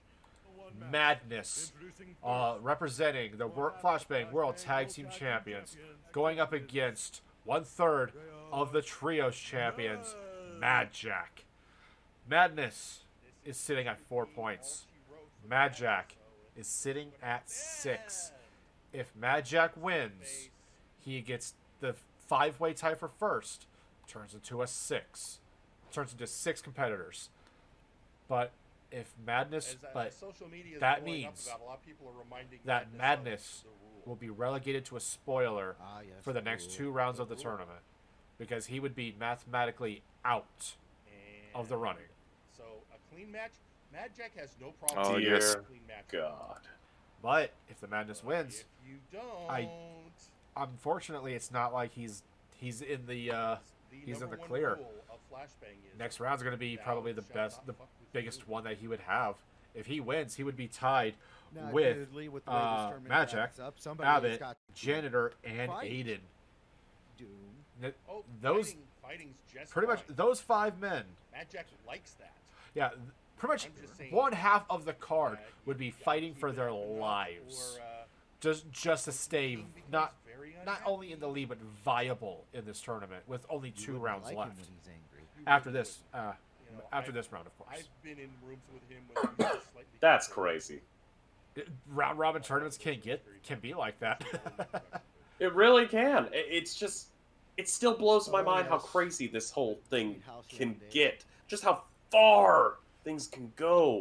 And move I'm to not- the honestly, head, it's and terrifying. Mad Jack is down, It's terrifying Madness yet exciting for me, honestly. feeling Like, it, I love powering these up, kinds of maddening tournaments, up.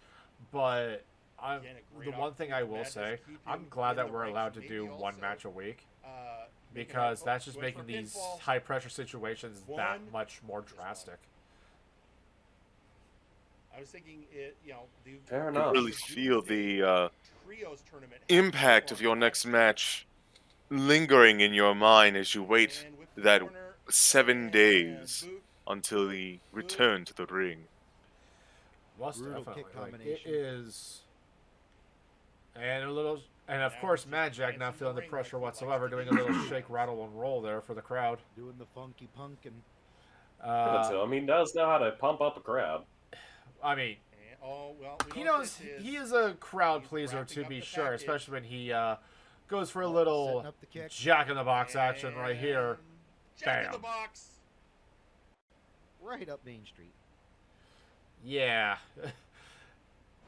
And now the knees. I have to wonder how much Madness and Mad Jack get along, and not just because of the similar start to their names. They are both very unique individuals, so to speak. He's going for. You figured that they would be, like, after this, they would be, like, good I don't friends. think so. Oh, great. I think, that's... Actually, CJ, you were in the ring with Mad Jack and Madness. Like, what could you say about either of these guys? Crazy. Well, And I know that's somewhat reductive, but I can elaborate. See, Mad Jack loves, and I mean love, to go for those big gambles and big payoffs. He loves going for high risk, high reward, and he is skilled enough to make sure it is predominantly reward. Have you seen how many times he has left clear across the ring? Sure, but I would say legitimate. Honestly baffling. The Magnus, however, Oh, curb stomp. true to his name, is just pure chaos.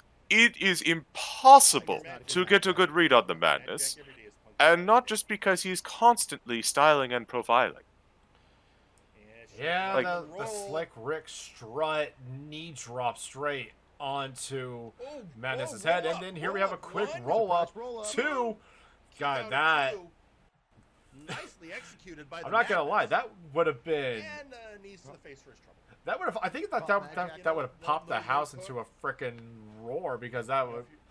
That had to be like one of the more surprise. That would have been the most surprising wins that we've ever had on MNW. And with that, frog splash.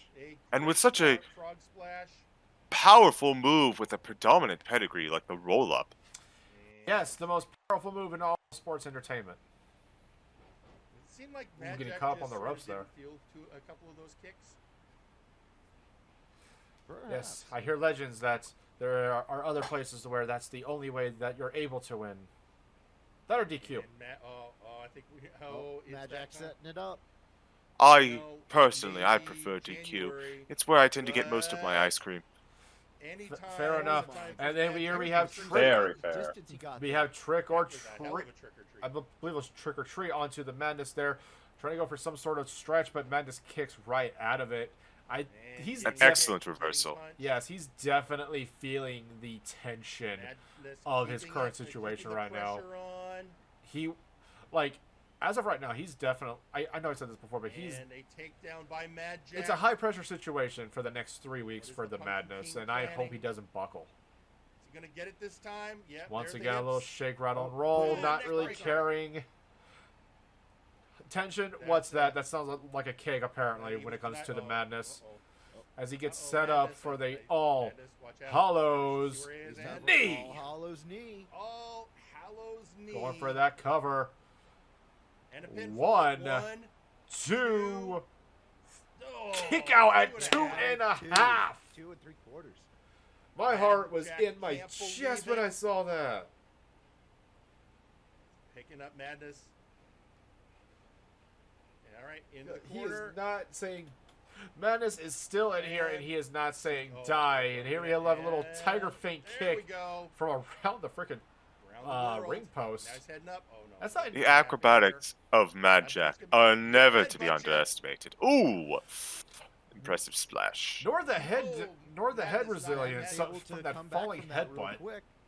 I mean that at this point we're hitting desperation. Truth be Oh, told, start. having interacted And with cover. the Madness frequently, One, I think that might have hurt two, Mad Jack that's more two than count. Madness. Madness is You think it like landed right on the Madness's mask? Oh, right, and there he goes round the world. Let's just say Madness has a And going thicker up top. skull Are we gonna, what are we than gonna others. see? What are we gonna see? Chaos Oh, Moonsault. we saw Straight onto the chaos is pumpkin. what we saw. 1, The Chaos Moonsault, 2 for 2 points. Only Kicks out at only 2. I wish I could fly through the air like that. Jack's still alive or whatever Oh, it is. looks like he has some sort of, like, either that's more mist or like turtle blading, but God, Madness is. I know I keep saying this, but Madness is definitely But feeling it it. He's wasn't in Mad Jack's definitely face, so Rule 1 still hasn't been realizing violated. everything that a win here means. Stretching him out. See, at this juncture, I think it has dawned on Madness Halfway through that the he clock, needs to 20-minute put timer Mad limit. Jack I see one of away the and advantages. fast. Elbow to the Yeah, gut. Magic lives for those longer And- matchups. There's that bicycle kick. Like, And he's an expert at making sure he lasts that long to get to them, too. And a 2. and I mean, it's the main reason why that him, Xerxes, and Michael Macabre have been the trios champions for almost a year. I think it's 9 months as of this month. I wanna say. What's he doing? Oh no. Escarada arm drag. And over. A little bit of an old school flip from Mad Jack. Let's see You don't really see a whole lot of those moves, even though we have luchadors here. At this point, I'd be knees, and there's the backflip knees. Interesting Yep. indeed. He loves that move. Oh no. It looks like he's setting up for it one more I think time. Mad This Jack has could decided be he's the done with kill this shot. match. time for Oh, the Hollow's knee. One All Hallows knee later. There's the cover. 1, This might be 2. 3. Three. It's all over. Ladies and gentlemen, And your winner, back into first place, is Mad Jack. Well, that does it. The Unfortunately, Pumpkin though, King This advances. means that Madness is currently resigned to the spoiler role for the rest of the tournament. Granted, it's only for 2 rounds. So the Madness could honestly sit there and have some fun while he's at it. Can I be honest? Go right ahead. I think he almost prefers it. Being spoiler and capitalizing on that chaos and just having fun. Yeah, where everybody else is chasing their tails trying to get into a winning scenario, Madness can just sit back with a chair and a bag of popcorn and laugh. So, Robbie, what did you think of the match? Absolutely astounding. Are you kidding me? This was an excellent way to get this tournament off on the right start, in my personal opinion, with how it's do or die time. It's do or die time. Look, allow me to correct my wording here. This tournament has proven who's who, what's what it takes. And after seeing what Madness, what Mad Jack, it's got me begging for more. It's got me begging. Well, as of right now, we have a 6-way tie for first place with 8 points. Zako, Ginger Boy, Daverman, Mad Jack, Lady Boots, and now Daggerick. So, that only leaves us with one more C101 match before our main event. And this is, I think, that match was definitely important, most because it cements Madness's elimination essentially from the tournaments. But this has to be the biggest, like one of the biggest on par. We have 2 guys who are in first place. We have the Mad Lad of London, Ginger Boy, going up against the MNW Heavyweight Champion, Zako Duo. Both men are sitting in first place with 8 points. Whoever wins is going to be sitting in first place with 10. Whoever, if there's a draw, trading blows. then Couldn't they even say who's both in control right are now. going to be in first place at once more Maybe with it's- 9. maybe it's Zako Duo. We have not had a draw Leaping yet in Bulldog. this tournament so far. Well, actually not on Block A at the very least. And Into the corner goes honestly, Boy. who's going to increase the lead? And Zako or a Ginger Boy? suspended suplex. My money's on Gingy, not gonna lie. Yeah, I can Step- see it. And now It's a clutch Gingerboy's moment to break away for taking sure. around, punching him hard. I So you've don't got know, this- actually. Yeah, I assume must, that our Sawyer was able to you make know, the necessary repairs I to must support my Zacho's former arm Flashbang prior to the compatriot, match. but Zacho Duo has an We will have impressive to see pedigree. see if that starts It's becoming an issue hard here to later. say. Two champions going at it is Got, never of an course, easy the robot solution, from the future after all. facing the former MMA fighter. Yeah, I completely agree. I'd be Like, careful about those headbutts because if we know one, especially truth with all about this Gingerboy, implies, I mean, it's this.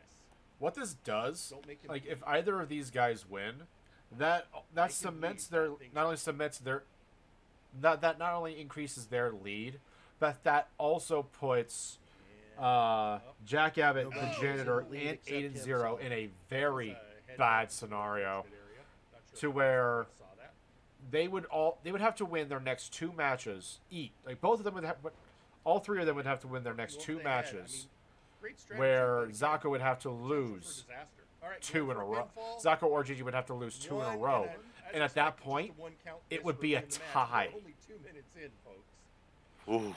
So whoever wins would only have to win one more And, time oh, to here we eliminate go. pretty much the Running to drop. eliminate 3 other people. Incredible speed by Gingerboy. When he won, his cardio is fantastic.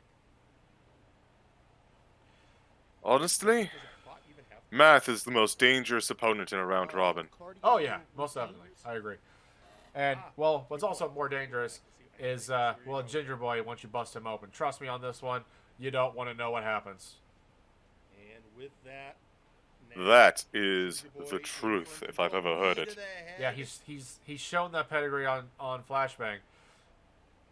So and oh, that's I think great that's like work one of the with best legs things that of the Mac Warzone roster there. has been trying to do is Zacho's not things to on bust bringing them open. brutality. The problem is that some of them are pulling their punches and Working trying over to do the so, neck and that is not a arm. good idea. Unfortunately, not that arm that's been having the issues, but still.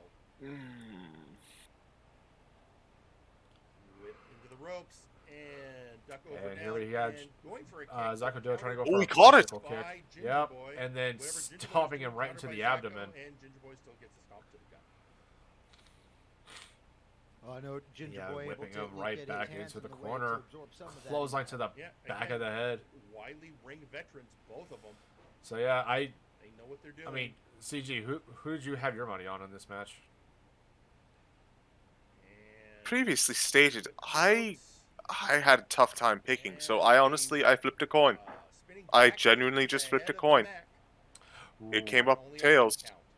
so I went with Zacho Duo, and I can understand why. Against somebody I mean- Zacho is an impressive contender in his own right. working I over mean, the head. impressive contender, the MNW heavyweight champion. I mean, you don't get elevated to a point of world champion without having the skills to do so. Yeah, we had there's been other places that they gave it away as like a Again, joke the to other competitors, but strikes to the honestly back. speaking, I a mean, that's true good Zacho strategy. Duo has been a true champion You know, ever since see he if we can make got it the belt back on harder Multivania. for Zacho to give either the red comet or Especially even with like his possibly last the match with offset. Austere Turan. Oh my god, that was a classic. That was one for the record books. Oh yeah. I Over would- he goes. And then here we have Now they're in outside territory. yeah, and here we Now have a great place to getting move it thrown either onto the direction. outside. So I'd almost say they're even here. And a Super big kick. super kick. Beautifully executed on Zacho. Apologies, ladies and Now gentlemen. Looks they're like just Robbie had to. brutalizing each other outside the ring. Looks like Robbie had to dip for a bit. All he said was, "Don't worry about me. I need to take care of something." Now That worries me. Bulldog. That worries me. on the somewhat. Ominous. Right into Yeah. the- Ooh. Throwing Ginger Boy down. Up to a 7 count. One of them's got to get back in the ring soon. Then again, who do we know? It could just be production issues. So throwing him down again. It could be. We had a lot of issues last week, especially with a couple of our promos and not really working all that great. So it could have been. Oh! Holy shit! We've been talking about that the entire time, and we completely forgot to watch the count. Ladies and gentlemen, that is a draw via count out. Both of them brawling onto the outside. So that means, ladies and gentlemen, we have our first draw on Block A. And here are the final Round 7 results. Ginger Boy and Zako Duo sitting in first place with 9 points. Lady Boots, Daggerick, Daverman are tied for second with 8. Aiden, Janitor, and Jack Abbott. Oh, that's incorrect. Magic should have 8 points. So yeah, so Lady Boots, Daggerick, Daverman, and Magic sitting in second place with 8, as well as Aiden, Janitor, and Jack Abbott are sitting in third with 6, and Madness is unfortunately in fourth place. Oh well, good showing, Madness. I'm sure you'll get him in the next couple of matches, eh? Well, looking at everything right now, sorry, apologies, ladies and gentlemen. I'm pulling up my cheat sheet here because this actually has been helping me do math, especially with on the fly math that I've been doing. So, pretty much this means that if Aiden, Janitor, and Jack Abbott were to win, they would need to win their next 2 matches, whereas Zako and Gingy would have to lose the next 2. Now, this also means that those who are tied in second, so Daggerick, Lady Boots, Magic, and Daverman, they would have to win both of their matches as well. So, ladies and gentlemen, welcome to the Danger Zone. This is a high-stress scenario for everyone except Madness, because Madness is actually probably in a very comfortable position, not having to worry about all of this. But I know sorry, that I would enjoy some stress relief if I was going after round after round after round of competition. But coming up, but for this coming Saturday, we have our Round 8 matchups. We have Daggerick versus Lady Boots. Both of them in second place right now. And remember when I said everyone who's in second place needs to win both of their matches? Well, that's going to hamper that. We have Jack Abbott versus Aiden Zero. Both of these guys who are in third with 6 points. One of these men is going to be eliminated by the end of this match. Lose or draw. So yeah. Oh, what a disappointment a draw would be. Oh. I mean, if they draw, they're both out. So this is a win or lose scenario. This is a win scenario. One of them has to win this match to stay in this tournament. Speaking of which, we have Ginger Boy going up against Magic. Ginger Boy sitting very pretty at 9 points right now, but Magic is only a point behind him right now. So, yeah, that Ginger Boy has to win this next match as well as Magic. Yes, Ginger Boy could get a draw and still be all right. Magic could be in a somewhat good scenario before the final round, but it's not looking too terribly good for those who are in second and below. And here we have, next up, we have the Madness going up against the Janitor. Once again, Janitor has to win this match to stay in this tournament. If the Madness wins, the Janitor is going to have to be eliminated from the tournament. And finally, in the main, lastly, we have Daverman versus Zako Duo. Copy paste what I just said about Magic and Ginger Boy. Both of these men need a win here. Yes, Zako could get a draw and stay in, and all he would have to do is get a draw in the next round, and the round after that. But it's not looking good for just about everybody involved. But you know what this Cutthroat. I'm sorry, go ahead. Just saying cutthroat beyond all belief. It is, yeah. But, you know what this means, though? You know who's facing each other in round 9? Aiden Zero is taking on Ginger Boy at the 9th round. Ooh. And That is going to be a Fight. Oh, most definitely. If Ginger Boy loses and Aiden Zero wins, what would be the best way for Aiden to pull off this tournament than to beat Ginger Boy in the 9th round to be in first place? Or what would it mean if Aiden spoiled Ginger Boy's big victory? Hey, we're talking a lot of trash before this tournament started, and this is a way for and that would be a big way for Aiden to mess up Ginger Boy's run here. There's so much drama on that match. Oh, most definitely. But before we get into that, let me just give me a moment here, ladies and gentlemen. I gotta pull something up. Up here. Alrighty. Yep. That's that.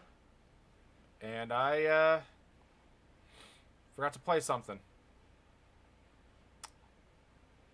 Yep. So I definitely forgot to play a little something. I'm supposed to be playing the promo of the week. I was supposed to play it a while back, but yeah, I forgot. Whoops. That is my bad. We've been talking about we've been talking about this the entire time, and it's been crazy. Well, I mean, these sort of things happen, and you did remember in time, so no harm, no foul, right? Well, before going into our main event, ladies and gentlemen, we're gonna have a little talk.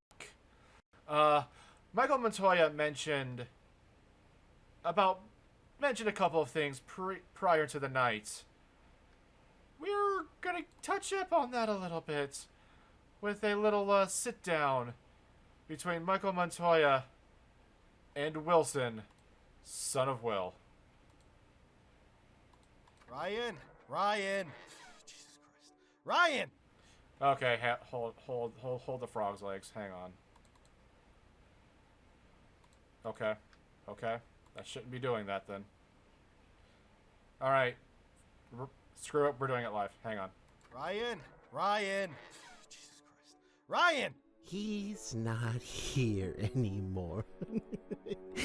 And he won't be coming back. Hello, Michael. Wilson, what are you doing here, man? Please just don't. Shh. Michael, I am here because I need to take care of some unfinished business. Look over there, would you, Michael? Oh, Jesus Christ, Will, what did you do, you psycho? Michael. Your close-mindedness disappoints me. Think, Michael, think! Fire signifies rebirth, the creation of new life. Look at the flames, Michael, and the ashes they leave behind. Oh, what could they mean? I don't know. Wilson, please, just... They mean that I am letting go of the past, Michael. And as this house burns, so does every facet of my former self. No longer chained down by frivolity, by the expectations of parasites. I am a clean slate that will run red with the blood of the multiverse. Oh, which reminds me, I have a few things to ask you, Michael. What do you want from me, Wilson? What could a man like me possibly give a crazy asshole like you? First, tell your broadcast partner that my finishing move is no longer called that stupid old name. It is called the kill switch. It will rain death upon all who encounter it. Secondly, you will never talk ill of me on commentary again. You betrayed my trust, Michael, and you took advantage of my sincerity, Michael. Oh, and if I could, I would. I'd throw you into the fires right now and watch you burn to death. Stop. Oh, but since I can't, just remember those two demands and make sure that I never see you again. Goodbye, Michael.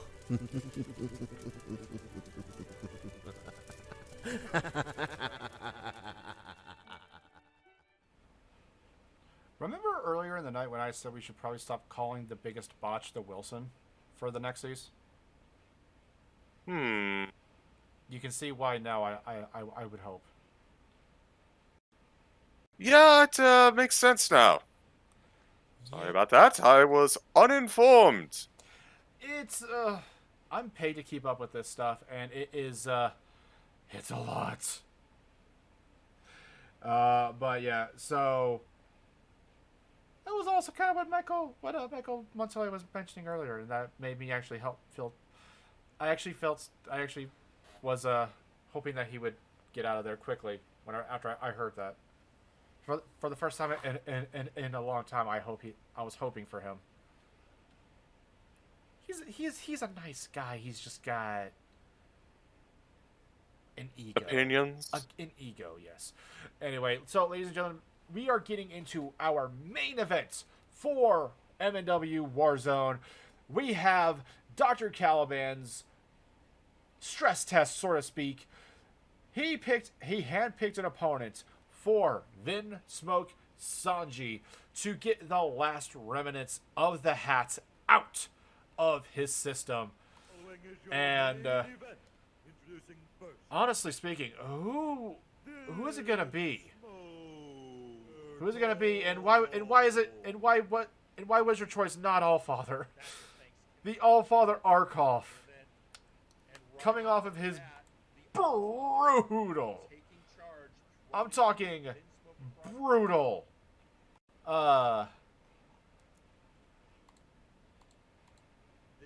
Gauntlet? Gauntlet, thank you. I was blanking for some stupid reason.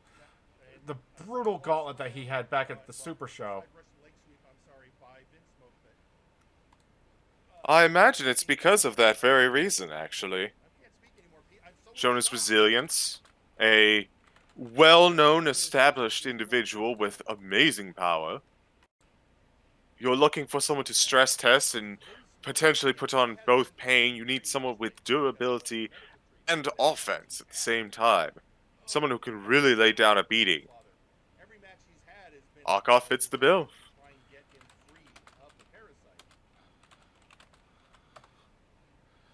Yeah, most definitely. Like, if anyone is going to be able to bring the power in more ways than one, it's going to be the Allfather. But here's the thing, though.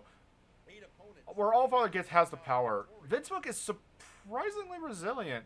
I mean, let's not forget, this man held the MNW Heavyweight Championship for just about a year. And I mean, only to be beaten out by Nero Napier later on last year. And I mean, he's got some pretty good strikes of his own, but how is he gonna go up against someone who could pretty much bend your back the way it does, like Arkoff could? Clearly not get in a position where your back is bent. I mean, simple answer, of course. I joke, but it's a conundrum, for sure. Whenever you come up against an opponent that is that much more experienced than you, and that much more,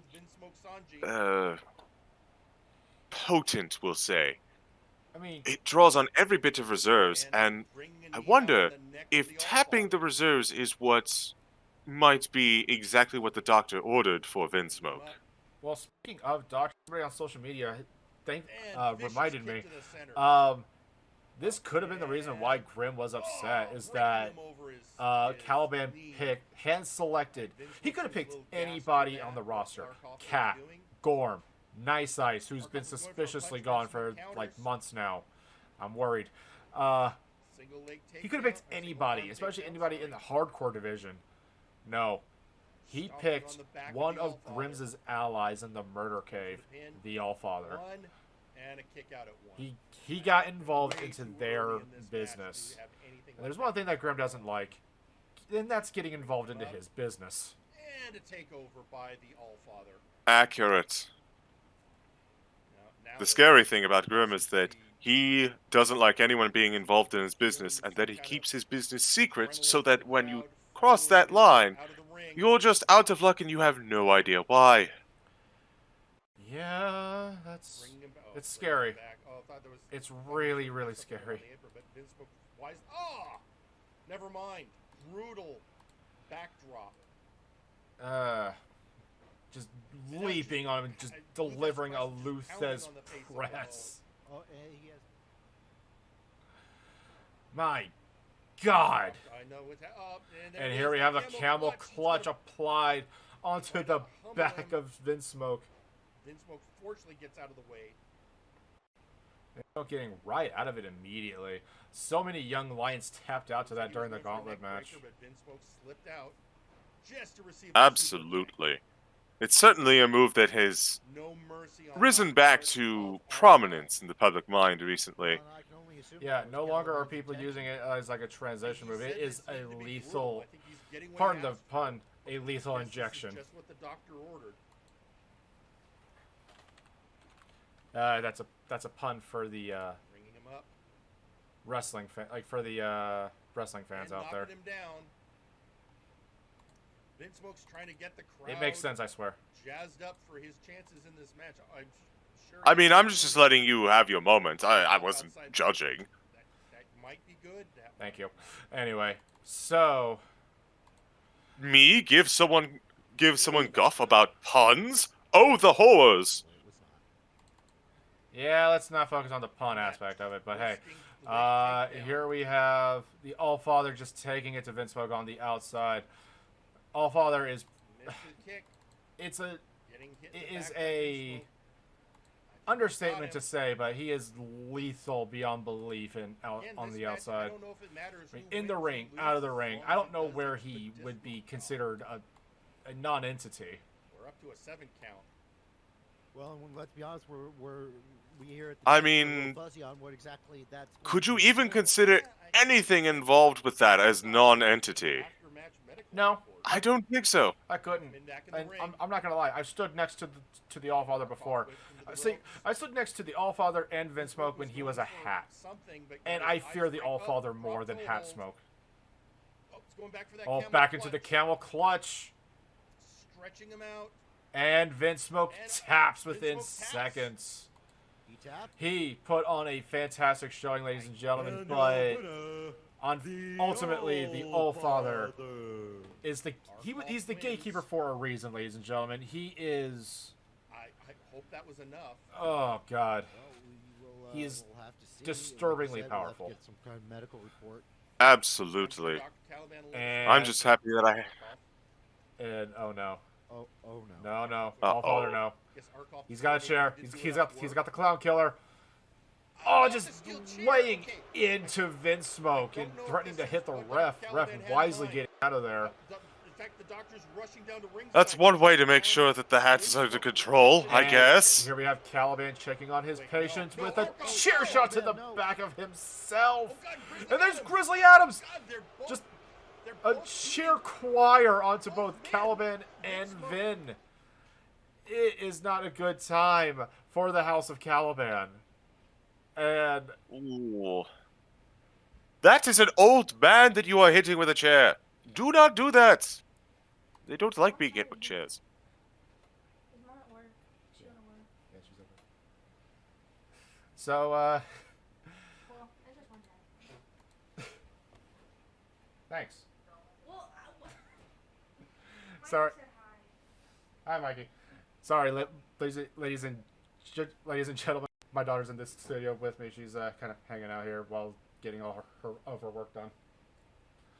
And she was on the phone with a friend of hers. Anywho, so apologies about that, ladies and gents. I spy a certain coy individual is watching us. Why? I'm not. We're just going to get into our moment of the week. Ladies and gentlemen, that was your main event, and we are just going to we're just going to go right into the Warzone moment of the week. Men back in the ring. Varkov whipped into the ropes. Vince Smoke was going for something, but got his eyes raked up, drop toe hold. Oh, he's going back for that camel clutch. Stretching him out. And Vince Smoke taps. He tapped. And your winner, the All-Father. Arkolf wins. I hope that was enough. Well, we'll have to see. Like you said, we'll have to get some kind of medical report. And I'm sure Dr. Caliban will let us know next. Wait, Arkolf. Oh no. Arkolf, what do you think? Guess Arkolf decided maybe he didn't do enough work. Oh, not with the steel chair. Okay, I don't know if this is what Dr. Caliban had in mind. In fact, the doctor's rushing down to ringside to check on Vince Smoke, check on his condition. Wait, no, Arkolf, no! Caliban, no! Oh God, and Grizzly Adams! Oh God, they're both beating both men. Vince Smoke might need this for makeup. This is the murder cave. It's a little basic, anyways. And that, ladies and gentlemen, with two halves, one half of the murder cave laying waste to Dr. Caliban and Vince Smoke. This is developing in a very weird way. I think that House Caliban and the murder cave are about to go to war. That is where I'm thinking that this is going. Doctor. Give me the news, I gotta... Anyway, and also, Graham, I see you in chat. No. We are not getting anywhere near that. Sawyer, wrap it up. Anyway, so, ladies and gentlemen, we are going to go... That is Warzone for this week. And we have a very special call-out for this week. We got a... Yeah, we got it. Nice. We have a nice little call-out. Ladies and gentlemen, Travis is back, and he is speaking to Mr. Butler. Let's make this quick, Travis. I have to binge watch Bleach before the 1,000-Year Blood War comes out.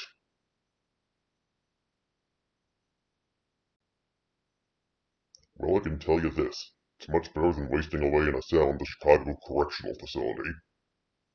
The food's a vast improvement, too. The pay helps as well.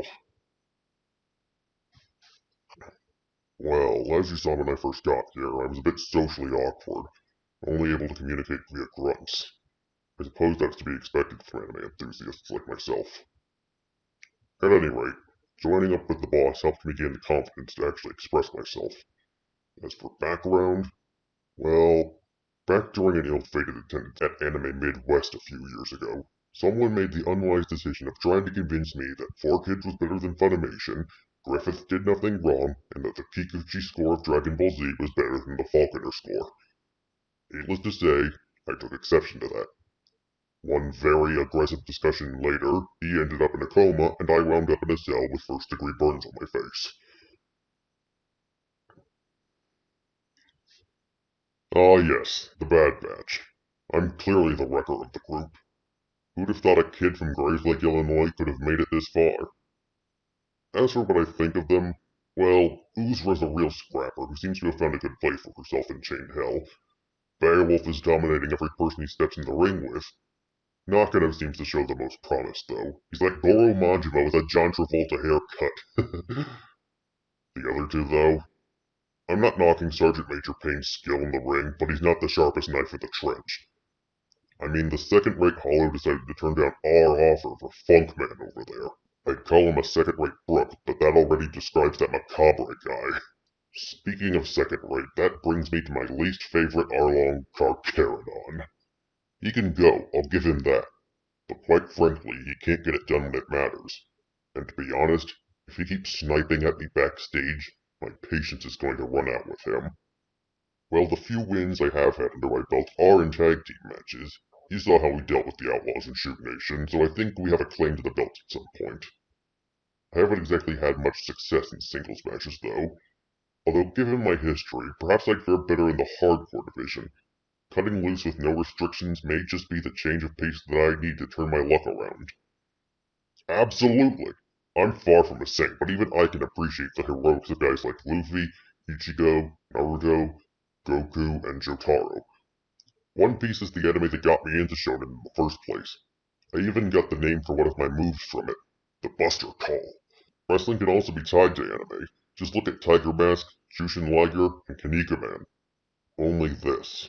If those of you listening are asking, why does someone who loves anime like you do answer to someone so heartless as Sir Uncle Dunk? I'll tell you. Loyalty. He sprang me from prison. He gave me a new lease on life. I owe him everything. I have his back no matter what. That's what the true nature of Nakama is. It's not just some word you throw around because it sounds cool, Trashman Jones. It's a philosophy of life.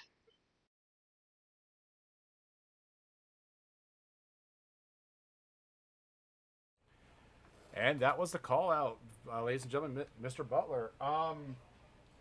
Apparently we had a little fumbling with the audio on that one. I'm not sure what happened. I listened to the preview and Travis had his lines. It had the entire production. I'm not sure what happened. Also, well, every once in a while, just a glitch happens. It's just a part of technical production and all. I'm not gonna be gossipy or anything, but I could have swore I saw Phyllis pull in with a new car. I'm kidding. She is a gem. Anyway, but we are gonna go ahead and shift into Warzone this week, and ladies and gentlemen, we're gonna go ahead and play the promo of the week first because this one kind of had the most fire behind it.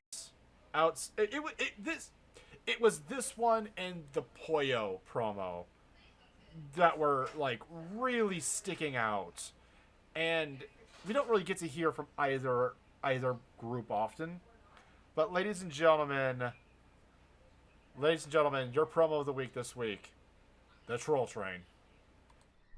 All right, Johan, time to get this train back on the tracks. Yeah, we've gotten derailed a bit with a losing streak. Well, yes, us too, but Tigeri's record is much better. That mostly came from us getting cheated and screwed around a bit.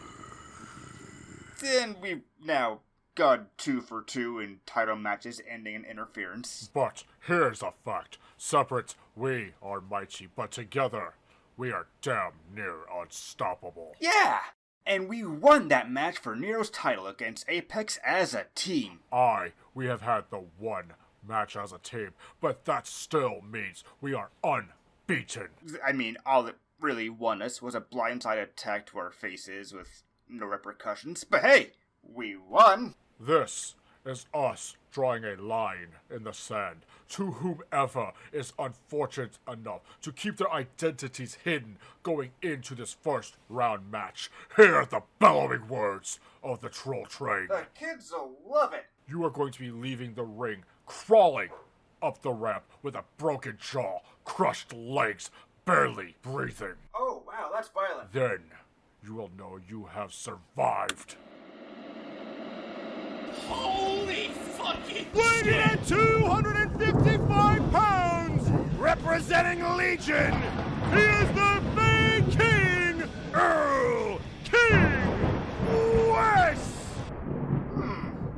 We have insurance here, right? Getting right into it, ladies and gentlemen, we have Tiki the Troll, Tigery, and Johan Mjoln, the Troll Train, in trios action, going up against Joseph Kalman, Sugarfoot Irons, and Fuck Him Wang. Fabulous. Sugarfoot and Tiki are kicking us off in this match. And like I said, it was a hard pick. Between that one and the Poyo promo against Honorbound. But let's just say there's a lot going into round 2. If the Troll Train win this match, then what AAA are currently going to be dealing with if AAA wins against Vaporwave. If AAA wins against Honorbound going up against Vaporwave. And here we have some really good tag team cohesion between Tigery and Tiki the Troll. We don't really get to see a lot of the Troll Train as of late. I mean, even before the C101 started and the Doomsday Trios thing started.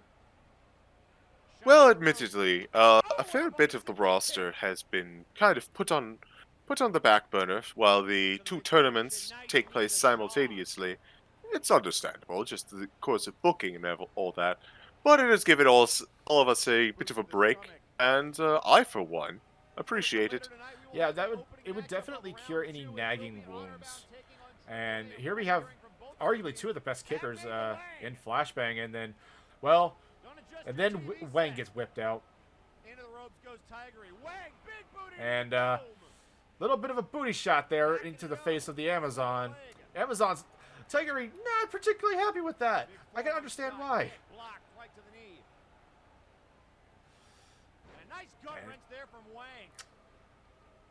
Also, it is really hard not to go into innuendos when fucking Wang's in the ring. I was just going to let you keep going, honestly.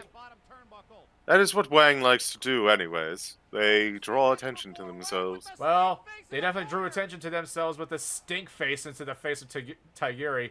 Johan's glaring daggers at this point. Right into fucking Wang right now. And Tigiri, she's trying to mitigate at least a little bit of it, but she let's just say she's the calculating one out of this trio. I can guarantee you that one.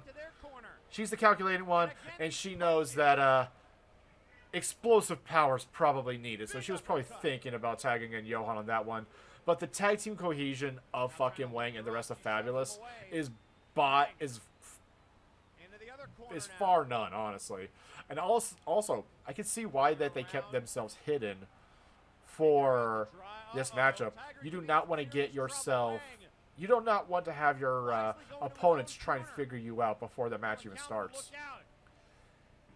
And here we have top rope over the Wang Bow. Drop kicked right onto the face of Tigiri. It's a lot of damage to the back, but it's worth it to the damage to the head done. Go for the cover. Johan breaking up the pin. I'm surprised on how quick he can be when he's pissed off. Stargazer! Stargazer out of nowhere, but Kalman distracts the referee. Sorry, I'm always surprised when she pulls that thing out of freaking nowhere. Like, seriously, she could bring that out at any point of the freaking match, and it's surprising to me every goddamn time. Certainly a bit startled there, though admittedly I've been a bit quiet on my end. Every time that Fokim Wang is in the ring, I have to double and triple check my tendency to pun. Well, Johan's in. He's definitely flexing and hot dogging himself. Seriously, man, focus. Oh god, big power slam right there onto Wang. Burying the Wang right into the mat, and then nice little arm drag though. Definitely do not count him out. If there's anything that Wang can do, Wang can take a beating. And then a running power slam right onto fucking Wang. Turning him around, and here comes the drums of war.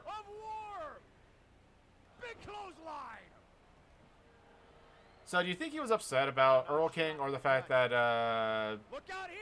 by the way, Ragnarok, do you think he was upset about fucking Wang or Earl King being back at Flashbang? Because I want to say Earl King.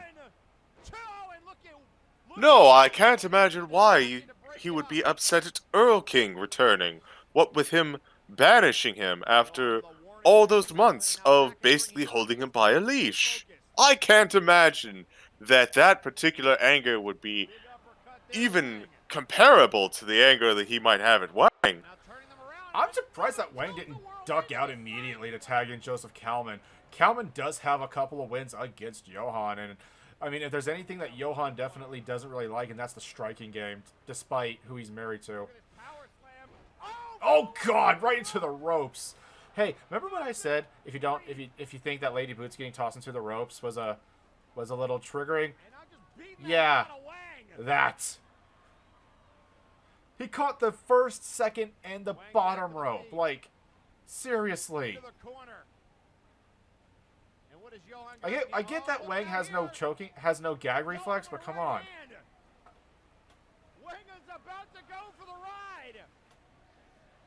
Oh. Oh dear. Oh. Oh. Ouch. See, Wang was in a lot of control with this and here he tags in, but it's to Sugarfoot Irons. Not gonna lie. Very handsome, and here we have some crazy Viking shit. Spear onto the outside. Now, you were talking earlier about the fortress and how agile that large gentleman was.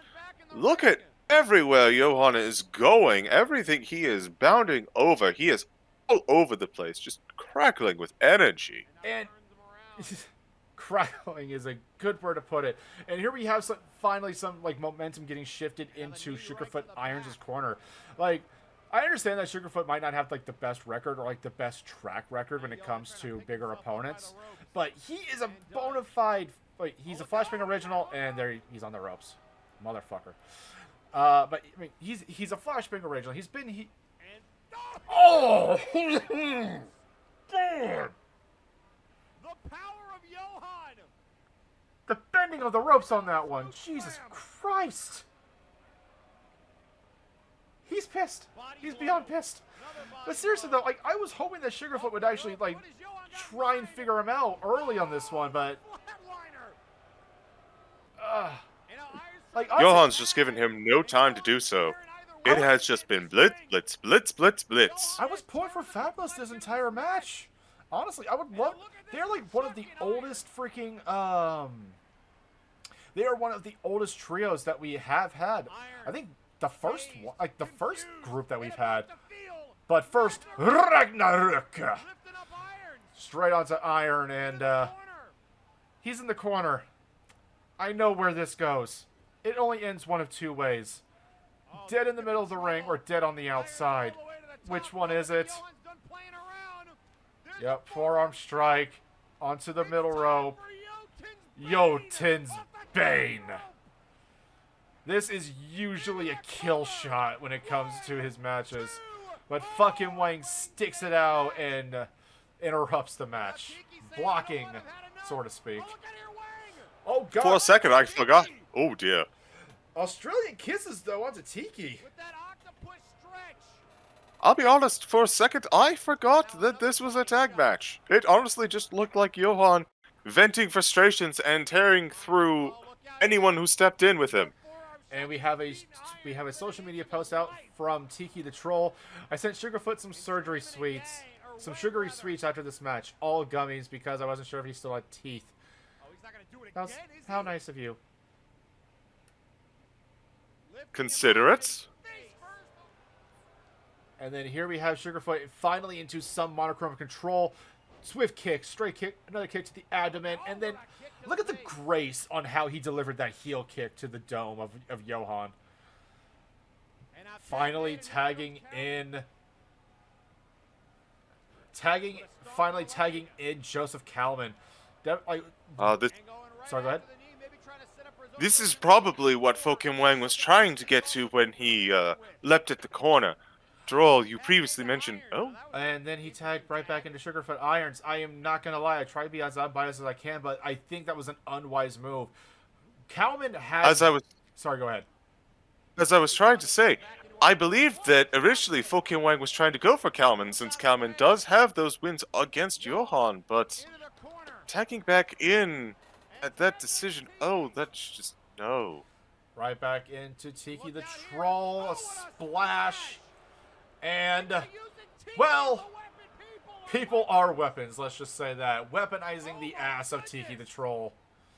But seriously, though, that was probably the most unwise move that Kalman could have done. He was the freshest man out of this entire match, and he tagged right back into... He tagged back into Sugarfoot Irons, who... I would argue is the one who has had the most damage done to him this entire match. I don't think he even had 30 seconds to catch a breath. Another troll toll. That's count of 2 in the chat. And then a breakup by Calvin. Worth noting, the troll train is punishing Fabulous every single time they make a breakup. 1, 2, 3. There's no one left. 3 troll tolls, 2 Ragnaroks, and ladies and gentlemen, going into the second round to face the Cartel and Earl King West, Tiki the Troll, Tiguri, and Johan Mjoln. The Troll Train. And this had to be this was a big win for them. Not only progressing in the tournament, but this is only their second match as a trio. And I don't believe it. I don't believe it whatsoever. Like, all that time off of screen, they definitely were honing their craft as a team and trying to cover up for each other's weaknesses. But this means that they're still undefeated as a team. Granted, it's not an undefeated streak unless you get that 3rd win in a row. And we'll see if they get their coveted 3rd win next time against some very interesting opponents. Yeah, because this coming Friday or Sunday, depending on production, the Cartel is going to be going up against the Troll Train in the second round. And we have heard earlier on in the night that the second round of this tournament is a tornado tag match, meaning everyone's in the ring or outside the ring, and it's a free-for-all, essentially. 3 versus 3. Oh, God. Is all I gotta say. That is a recipe for carnage if I ever heard one. Yeah, especially since Earl King's in the frickin' ring. Against Johan and Tiki. Like, Tiguri's got some beef with the Fake King too, but not as much as Johan does. I mean, Earl King, it's like you were saying earlier, Johan got tortured mentally by Earl King for months and better part of a year. He's justifiably angry. Sort of. But hey, ladies and gentlemen, we are getting into our next round of Block B of the C101 tournament. Current standings as of right now, we have... Actually, I think I still have the match graphic. Hold up. Let's see. Let's see if I still have this. Yeah. We have Jack Andrews in first place at 9 points. Victor Vicious and Suicide Gemini sitting in second place with 7. Brawl Kaiser, Graven Allen, and Semjax sitting at third place with 5. The Night Reaper Zerikis in fourth place with 4. Michael Macabre and Kuso Kale sitting in 5th with 3. And unfortunately, Devin is out with 2. I completely understand that if he wins the next 4 of his matches, he could get 10 points. But with how close Jack Andrews is at this current moment, he was relegated to spoiler territory even before his match started. Yeah, this is a sharp contrast from Block A, where everything is neck and neck.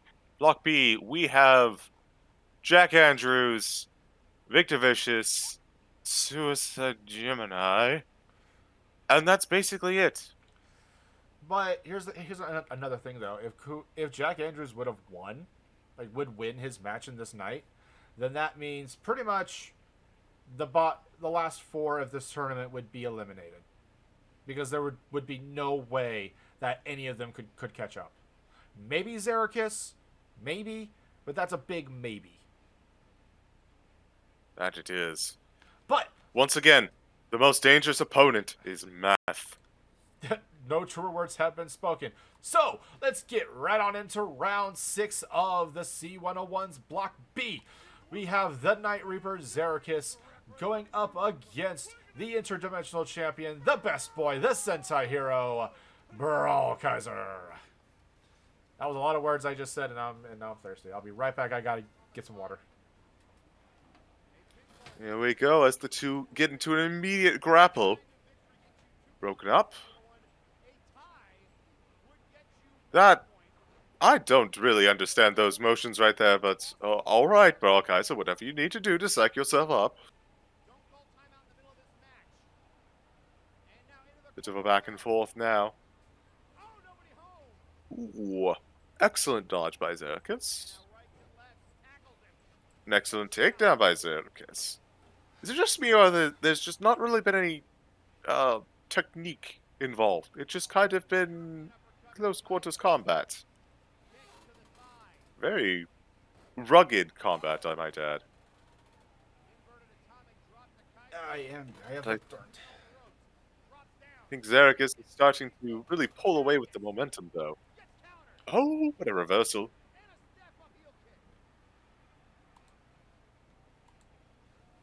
And Broadkaiser is, if Broadkaiser does win this match, he would definitely pull ahead of Zerkis, kind of putting him in the exact same position as Kuso and Macabre. Very high stress, very... Well, a bad position to say the least, whereas Broadkaiser would just be tied, will be tied with Gemini and Vicious.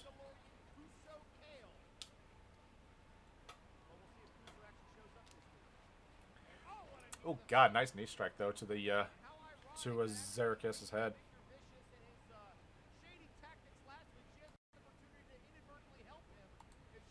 So so I'm not sure. I do apologize if you're repeating yourself on this one, but so who did you have in this match?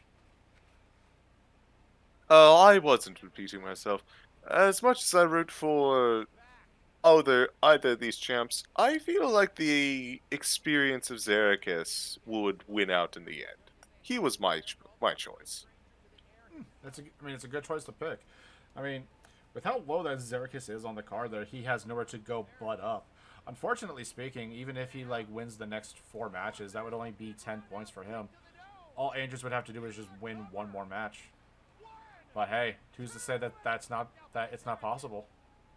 It's not impossible at the very least. So I mean, and until that noose has completely had that single hole, that beam of light has been completely sealed up, these wrestlers are going to fight their hearts out. Yeah, most definitely. In terms of comfortability, Broadkaiser has the better position, whereas Zerkis is fighting for his life, especially when he gets put into the Starbuster! Straight onto the outside, though. Close towards the ropes. 2, 3. Ladies and gentlemen, your winner, the good boy, the Sentai hero, your interdimensional champion, Broadkaiser. And unfortunately, this puts Zerkis in a very, very bad position. I also realized I didn't have the sound up. Whoops. My apologies on that one. That one was all me. So here we have Broadkaiser shooting up to second place with 7 points. He is now officially tied with Suicide Gemini and Victor Vicious. So SCG, I have to ask, what did you think about that match? Momentum swings all over the place. I mentioned earlier while you were grabbing some water that the start of the match almost didn't even look like a traditional wrestling match. Not a lot of techniques or reversals even. It simply was just scrapping, for lack of a better term. And then Zerkis seemed to grab momentum and then immediately relinquish it. And then it was immediately relinquished back. And ultimately, it just seemed like, honestly, it could have gone either way for whoever got the final pin, but it just so happened to be Broadkaiser. Most definitely, because, I have to echo what you said. It could have gone either way, but and it just in the end, it just for Broadkaiser. He was that more. The luck and momentum just shifted in his way that just much more. But speaking about luck and momentum, we have our next match is another C101 match. It is taken place by the other 2 people on the position the homicidal, suicidal Gemini going up against the world heavyweight champion, Victor Vicious.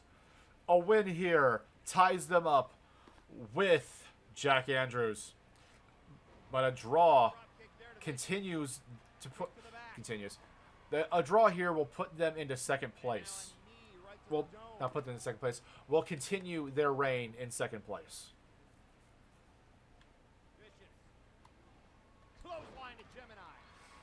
I know I don't have to ask this question. So, how bad did you want Victor to win this one, CJ?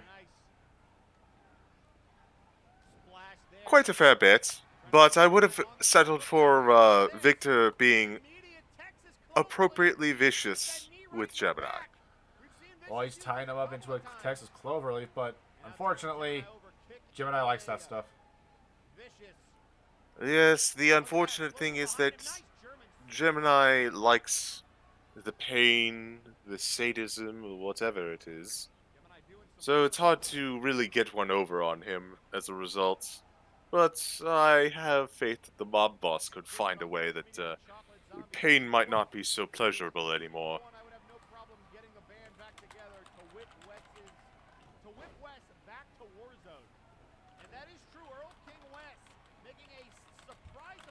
Truth be told, I'm not the biggest fan of Victor Vicious myself, for understandable reasons, but at least Victor Vicious has not taken the same amount of transgressions against my friends as Suicide Gemini. And so I must, once again, root for Victor. Also, not going to lie, purple and gold beats black and white every single day. Well, purple and gold is definitely that regal combination. That, I mean, it is very commonly used, but the color scheme themselves play off of each other very well. Indeed. I don't make the statement lightly about purple and gold, especially about beating black and white. I myself am black and white, and I still think purple and gold is better. Yeah. I prefer like basic stuff myself. I mean, simple guy myself, just like, nice little like black or red and whatnot. But that's very common. But hey, back into the match though. Nice little clothesline there from the suicidal one, and just choking the ever-living life out of the mob boss. This was a hard one for me to pick because I would love. This whole tournament has shown how strategic Victor Vicious is.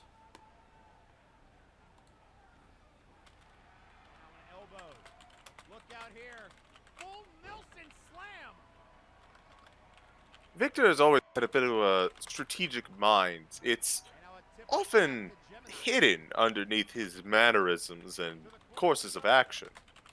Generally you see Victor Vicious as a brute, strong man.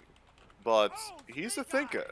He just doesn't advertise it. He tends to prefer to let his brute force show and distract people from the constantly running mind of his in the background. Oh yeah, most definitely. Like, it's just what do you do? How do you plan around a masochistic sadist like Suicide Gemini? Well, unfortunately, the correct answer is to ignore them because they're usually looking for attention in some regard. But that is not an option here. No, because they have.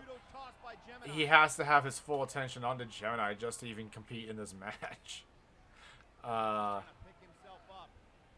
Yeah, like, well, I mean, if you were in Victor's shoes, what would you do to try and get one up on Gemini?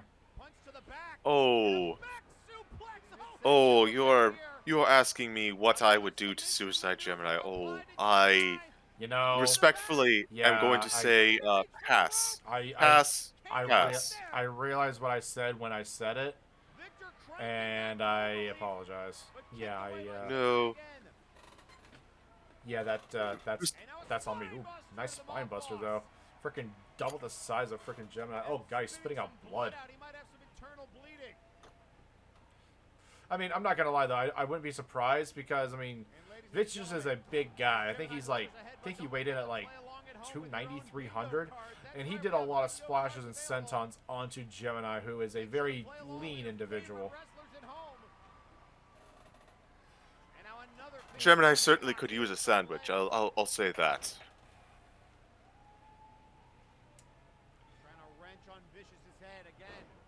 Man, this match gets harder and harder to commentate. I'm kidding. Anyway, nice little show for the crowd, so to speak. This is some interesting leg maneuvers. And here we have, see, the bulk of this match was mostly Gemini for some reason. I think Victor was trying to wait for his moment to strike, and unfortunately, when it comes to a Gemini, especially with how cunning that he is, he took that and he took the momentum that Victor was trying to gain and just stole it. The problem is, though, as stated before, Victor is a big guy. He is resilient. He is tough. I mean, he went toe-to-toe with Nero Napier even before the chicaneries happened. I say chicaneries because there was more than one chicanery, but I didn't do too well in the English portion of school, but You could say that it is a chicanery menagerie. yeah, something like that.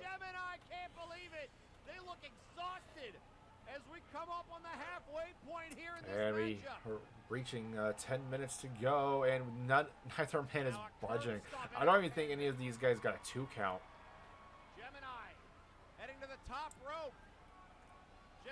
There it is for first I don't think place. there's honestly. I honestly don't think. I don't think there's been a lot of pin attempts either. No, it's been mostly just beating the other down.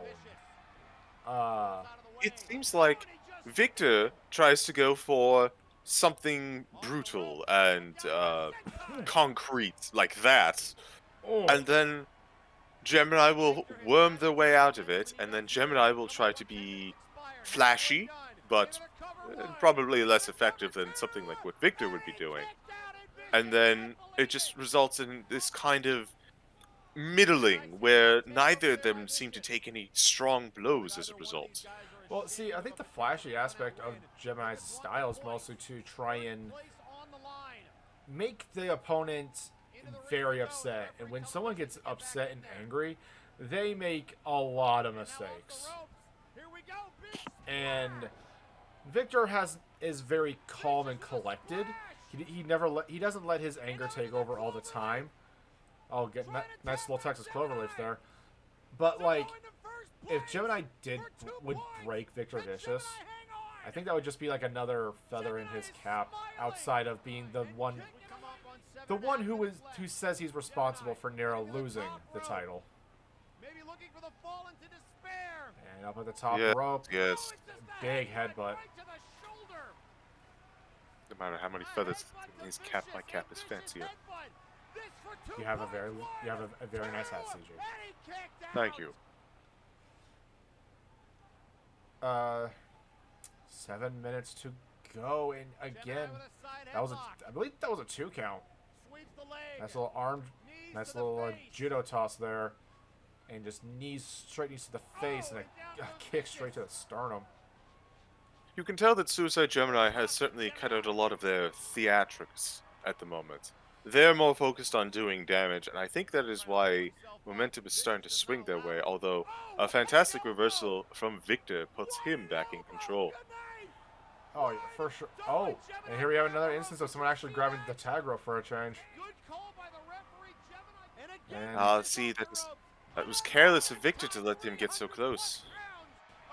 sometimes in the heat of the moment, you don't know where you are. I mean, tunnel vision is a thing for a reason. Indeed. And in that one moment, Victor probably saw that as like, ah, crap, I screwed up. I shouldn't do that again. and he's been trying to readjust his strategy. And a drop kick to the head. Nice little drop kick to lower the World Heavyweight Champion. Nice judo toss there. Nice over the shoulder. Shoulder check onto the big guy. He's a lean individual, but he knows when to distribute the power as he's busting open the champion. We're rapidly approaching the 20-minute mark. We got 3.5 minutes left. Vicious sweeps the leg. 3.5 minutes to go. See, personally, I don't know who would be a winner in an endurance contest between these two. Yeah, I would honestly say they are both on par when it comes to like how tough they are and how well they would survive in a match like this, especially with the clock ticking. I mean, the pressure of the matter just seeming like it can get to just about anybody at this point. Oh, a nice little surfboard stretch into a stomping into the mat.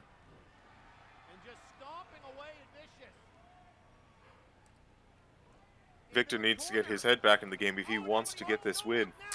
2-minute warning. Tuba! And busting, just driving into the mat. Yeah, it's like you mentioned earlier.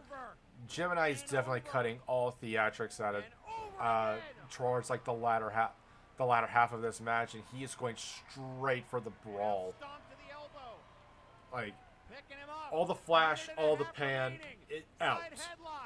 He needs to get down and dirty, and he knows how to do that.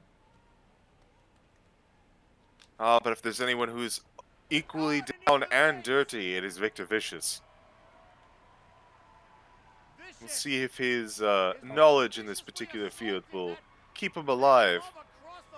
God, as freaking Gemini is just raking at the crimson mask of Vicious. Oh, like, arm trapped into this that could be it. crossface. But Victor is staying in. He is not saying die. That's all takeover, though. Stomp to the face. And now the camel clutch. They're each trying to tap out the other. And now Gemini sweep of the leg. Man, they were just trading submissions at that point. I know I'm stating the obvious on that one, but it goes to say both of these men know ways to hold and tie up their opponents. Yeah. I'm thinking of a certain movie by what was his name? I believe it was Something Fiction. Something along the lines. It seems appropriate. And legs trapped. 4, 3, 2, 1. And ladies and gentlemen, we have a draw. So both of these men sit at second place with 8 points, putting Brawlkaiser alone and in third. Oh boy. I'm sorry, go ahead. No, I was just agreeing. It's poor Brawlkaiser. Well, poor Brawlkaiser, but like, honestly speaking, Brawlkaiser's still in this. Like, he can still win his next, three matches? The next 3 matches, and yeah.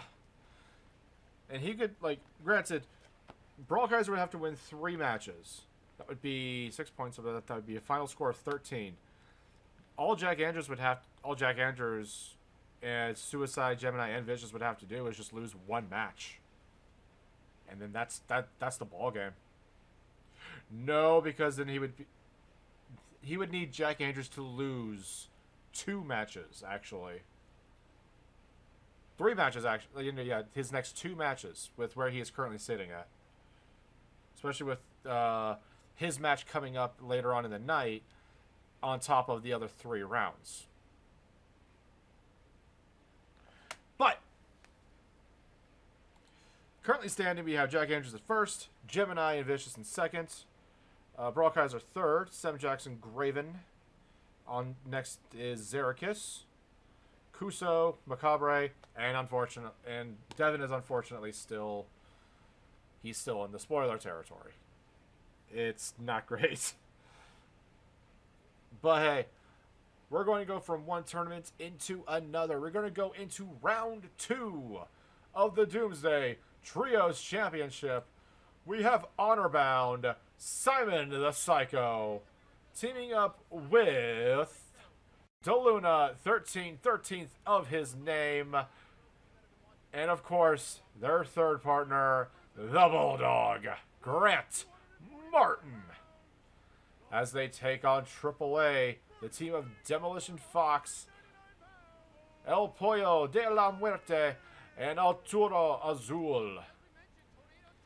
And out the gate, I had like I said earlier, I had AAA winning this match, especially with El Pollo's fiery words to DeLuna earlier on in the night.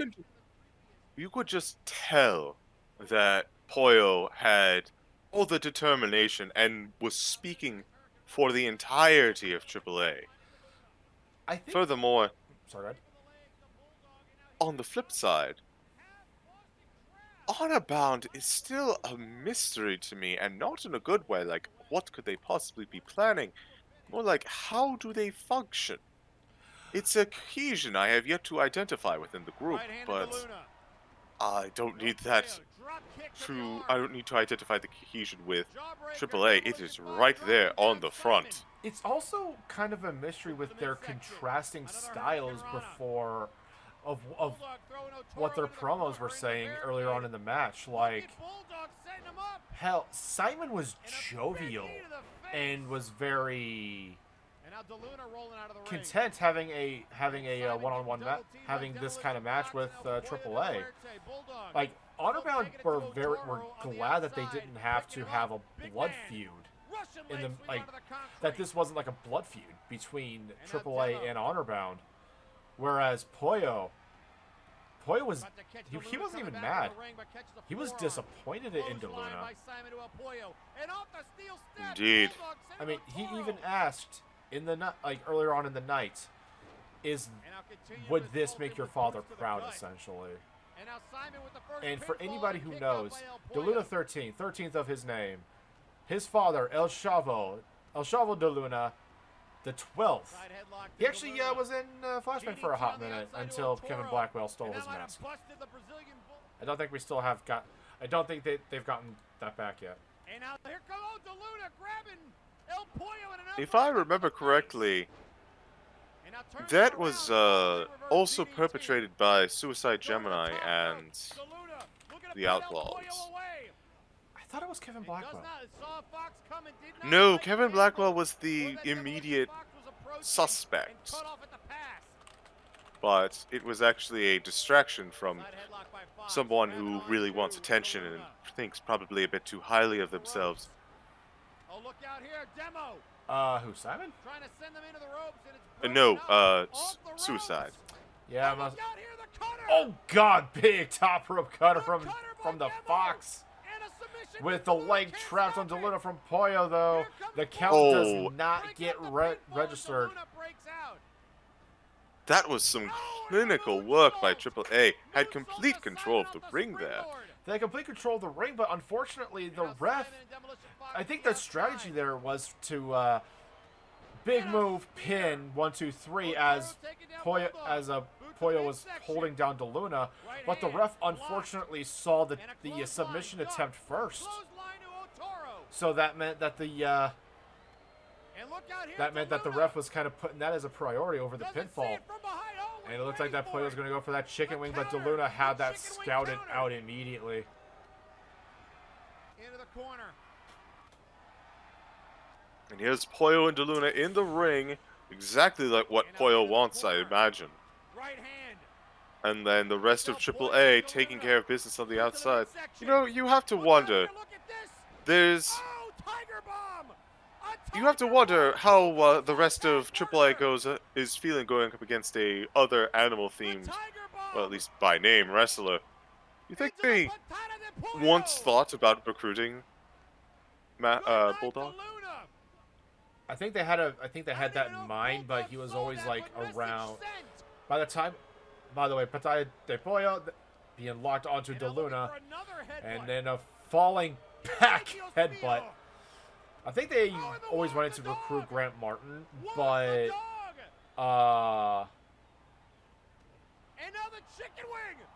chicken wing applied, but Bulldog going for the cover. But Bulldog was always around DeLuna and Shere Khan. Mostly Shere Khan, because at the time of Triple A's forming, they were Martin and Shere Khan were tooth and claw. Oh God! That is a lot of meat flying directly from the top rope. Fuck. Oh God, that hurt me. I'm commentating on this match, and that hurt me. Oh, God. I think there might be a Simon-shaped dent in the ring. I would be surprised. Oh, the choke chain applied, but that distracted the ref away from DeLuna's roll-up and got a 2 count in the process. So once again, a submission being registered first and the pin attempt being ignored. So yeah, turnabout's fair play for both. Luna Bomb straight onto Toro. And a drop kick to Simon. And there's the cutter. Big cutter. Oh man, it's hard to commentate when mass chaos like this happens all at once, because you had a freaking cutter, you had Bulldog doing something cool, you had Pollo freaking laying out the Luna there, and a big shining wizard. If you keep the joy of these matches, though, is watching the micro strategies constantly being developed and put aside in the span of seconds by the team. Mere looks, mere glances at the ring, and both parties come up with entirely new strategies to work with instantaneously. It is the thrill and drive of this particular match style. Yeah, most definitely. I mean, you would have the most experience in this whole scenario. Well, you think so, but we've only actually been in, I believe, 1, 2 tag teams as a full trio. But as a duo, PM and I, we certainly had a... Ooh, that is a fortunate miss by the Fox. Most definitely, it's unfortunate. But yes, we certainly had our chances when Spectre Sonata was a duo. I mean, although it's a match like this could. I mean, you guys pulled off a fantastic match against Doom. Unfortunately, I mean, yes, it didn't. You guys didn't pick up the win on that one, but you guys had like the most cohesion that Doom has ever faced. I mean, you said you said you didn't have a lot of matches, but it didn't appear as so. Thank you so much for saying so. I will pass your kind words on to the rest of Spectre Sonata when I see them again. Though I think I saw TK watching a bit earlier. They might be gone now. While you're at it, can you ask PM to stop spray painting the side of the building? I've asked a lot of things of PM. I don't think maybe 1/10 of the things I've asked has gone through that thick head of his. I mostly just let him do his own thing.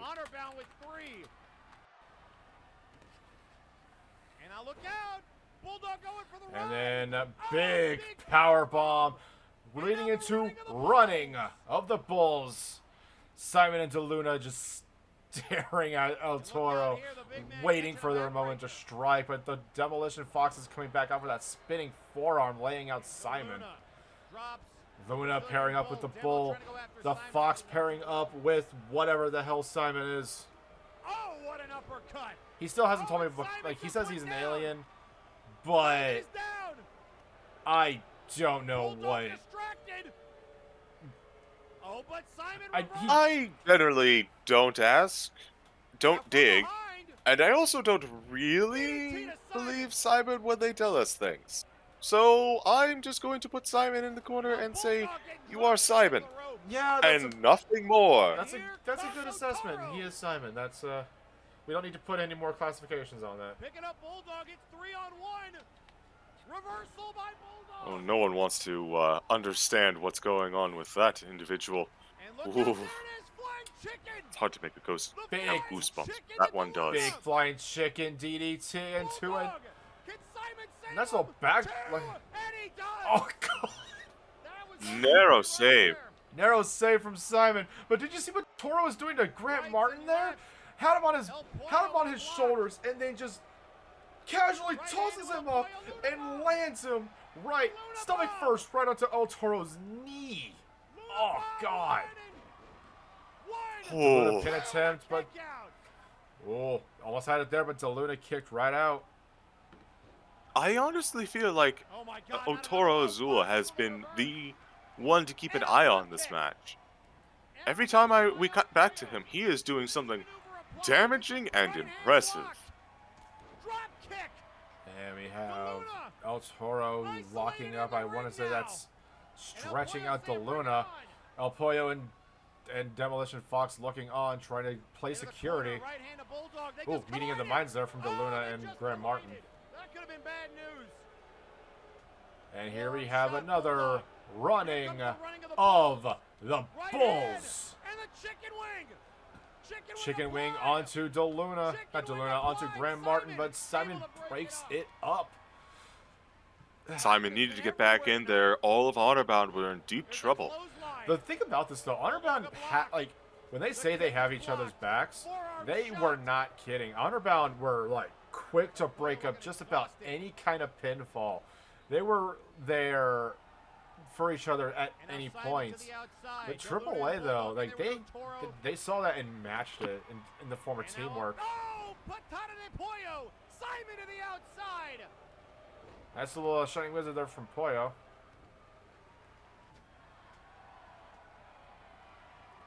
And we have Martin whipping Pollo into the corner. DeLuna and the Bull are...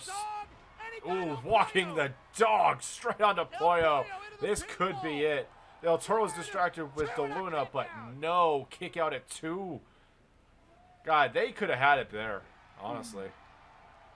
We've officially reached that point in the match where I don't think anyone is kicking out of anything by their own volition. They need their teammates' help if they want to stay alive. Oh, most definitely, especially when you have like Pollo leading the charge, full of, like you mentioned it earlier. I mean, I would argue he was full of piss and vinegar, but he was filled with just that quiet determination. And right then and there, ladies and gentlemen, El Pollo, Demolition Fox, El Toro Azul picks up the win, moving on to round 3. DeLuna was milliseconds away from breaking that up. Just like hair's breadth. Fingertips away. He had his hands square on El Toro, the side of El Toro's head, before the 3 count even started. It was about to clash, but then that was high intensity and a high fucking reward. Oh my god. Like, ladies and gentlemen, covering it here doesn't do it justice. I would definitely go back and watch that match. That was a fantastic match. And if I remember correctly, I'm probably wrong on this one. AAA in this tournament will be facing the winners of Vaporwave and the Grand Equation. Curious to see who's going to win on that one. I'm not sure who to root for on that. Yeah, me neither. Like, I like the Grand Equation. I mean, Matrix is becoming one of my favorite rookies at the moment. And Vaporwave, though, I can't discredit, Hey Mr. Rabbit, of course, and also Henry Colt, 2 of the hardest working individuals I have ever seen in the ring. Going up against Vaporwave, another one of those older tag teams who just have that tag team cohesion down to a science. They have the hunger down to a science, too. It's honestly a surprise that they have not received the gold at this point for how much work they're constantly putting out. Well, they've been kind of getting caught in a lot of minor scuffles when gold has been kind of introduced as a possibility. Perhaps they need a bit more focus. Well, this is. I mean, they're in round 2 of the tournament. If there's ever a time to go for the gold, it is definitely now. Absolutely correct. But, ladies and gentlemen, we're going to go straight from that tournament back into the C101.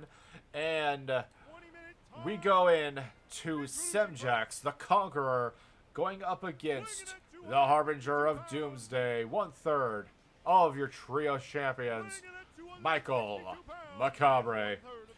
Semjax is currently sitting at 5 points here, whereas Macabre is sitting at 3. Now, Semjax, he needs this win more than anything. But Semjax needs this win, but Michael Macabre actually needs this win more than anything. Not to just he needs to stay in the. He needs this win to stay in the tournament. To say the least. Doom, unfortunately, having a bit of a rough time as of late, other than in this particular bracket. Block B has not been kind to them. It has not been kind to any of the tag champions, actually. It's been Devin has had the worst luck as of late. Zerakis, yeah, he's got a couple of wins under his belt, but he's also got 4 losses in a row. Not 4 losses in a row. He beat Macabre just the other week. But he's also has those 4 losses. And Michael Macabre, 1 win, 1 draw, 4 losses. Actually, 3 losses. Never mind. And then Zerakis lost earlier than that. My bad. I'm doing math wrong. Oh yeah, 3 losses here, as well as 1 draw and a win for Macabre. He has not had the best of luck when it comes to towards the ends of the match, but I still think he can. I still think he has that House of Fire, especially when it comes to how long that he, Zerakis, and Majak have held those trios titles.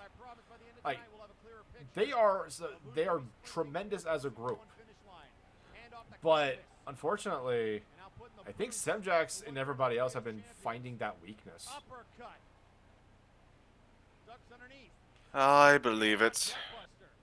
Although it's honestly, no, it's telling that the tag tournaments and the members therein are doing poorly compared to the singles competitors. I just think. So good. I don't know. It's an interesting trend, but I do have a bit of a theory on this one. Go ahead. It's not much of one, mind you, but well, in tag teams and trios and everything like that, there's a lot of dependence on a teammate, especially, and I can confirm this, especially when it comes to endurance. Making sure that you tag out is key to winning a tag match. And in a round-robin style tournament like this, they might not have the endurance because they're used to relying on their partners. Now, whether this is the case or not, I can't confirm. It is merely a theory, but in any case, it's something to think about. Also, something else to think about. I'm looking at Gemini's record as of current, and he has only suffered the 1 loss. Everything else has been a win or a draw for Gemini. Do you want to know who gave Gemini that loss? Was it Jack?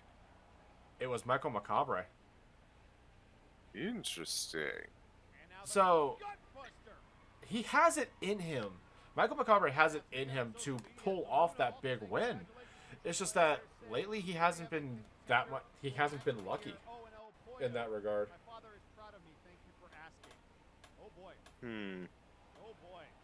Something to think No, about. I will agree with that. Yeah, it's another one of those head scratching things to think about. As I'm kind of looking at my little cheat sheet here provided by our graphics department. And big clotheslines, caught the leg and a nice little leg sweep there. Never skip out on the fundamentals, ladies and gentlemen. Oh, he looks like he's setting up for a big super kick. 1, 2, kicking right out of 2. See, here's that how. It's like I said, he has it. I know for a fact he still has it in him. And no, I'm not biased because I like Doom. I swear. You and me both, but still. Can't let our biases distract from the fact that Semjax has quite the pedigree of his own. He's got the pedigree, he's got the momentum, he's got literally everything going for him in this match. Like, if we've been watching this correctly, he's had a pretty good handle on this match the entire time. Michael Macabre is just now getting into a position to where he is trying to gain some form of momentum in his favor, but Semjax just stomps it out immediately.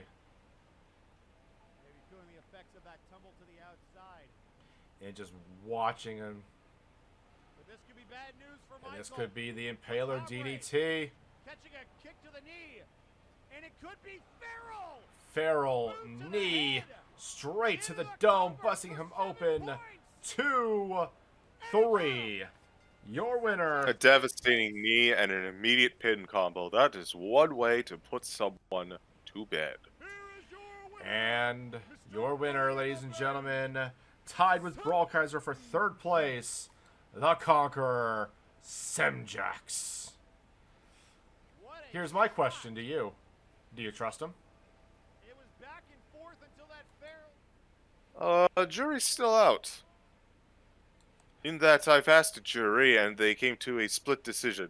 Some of them did, some of them didn't, and honestly, I'm not even sure why I asked a jury in the first place. Yeah, sounds about right. I mean, also, obviously, what do you think of that match? Hard to put into words, honestly. Like, I thought that Michael Macabre was doing better, and then I started looking more at the match, and you're right, he was just on the ropes for most of it. Well, on the ropes, on the mat. All around the ring. On the turnbuckles as well. But yeah, like it's like you were saying. Unfortunately, Michael, like, he's not in a good position right now. Like, I'm counting the rest of the matches. 1, 2, 3. I'm counting the rest of the rounds here. We have 3 rounds left. And I don't think Michael's in. I think at this point, Michael Macabre is officially out of the tournament. We're at the 7th round? This is 7th? This is the 6th for Block B. But, like, looking at the scorecard here, after that match, there are 3 rounds left. Michael Macabre is sitting at 3 points. If he wins 3 matches in a row, that's 6 points counted to 9. That would tie with Jack Andrews if Jack Andrews loses every single match from here on out. And that's not counting out Semjax as well for the next 3 rounds. Brawl Kaiser, Gemini, and Victor Vicious, who are all close now to Jack Andrews' lead. Like, Brawl Kaiser and Semjax are only have 2 points left to go. Whereas Gemini and Vicious, they just need to win 1 match, and they are in 1st place. So, unfortunately speaking, I think this is as high as Michael Macabre can go, and he's in the spoiler territory now. Oh, well. Doom will come back stronger than ever. After all, they have a tag team to a trios belt to defend. They'll get their training in. I mean, frankly, if I was Macabre, I think I would be using this as training, using it as an excuse to go up against different people with different styles, just so I can be prepared. I mean, looking at the trios tournament, let me pull up my bracket back up. You have the Cyberbots, who, that's an eclectic bunch of groups. 2 powerhouses and a striker You have the Omni Slayers and Lee. I mean, Lee and Artemis, two of the best submission people that we have. And then Jagger Blackthorn, one of the best strikers, and that God-slaying strike is devastating.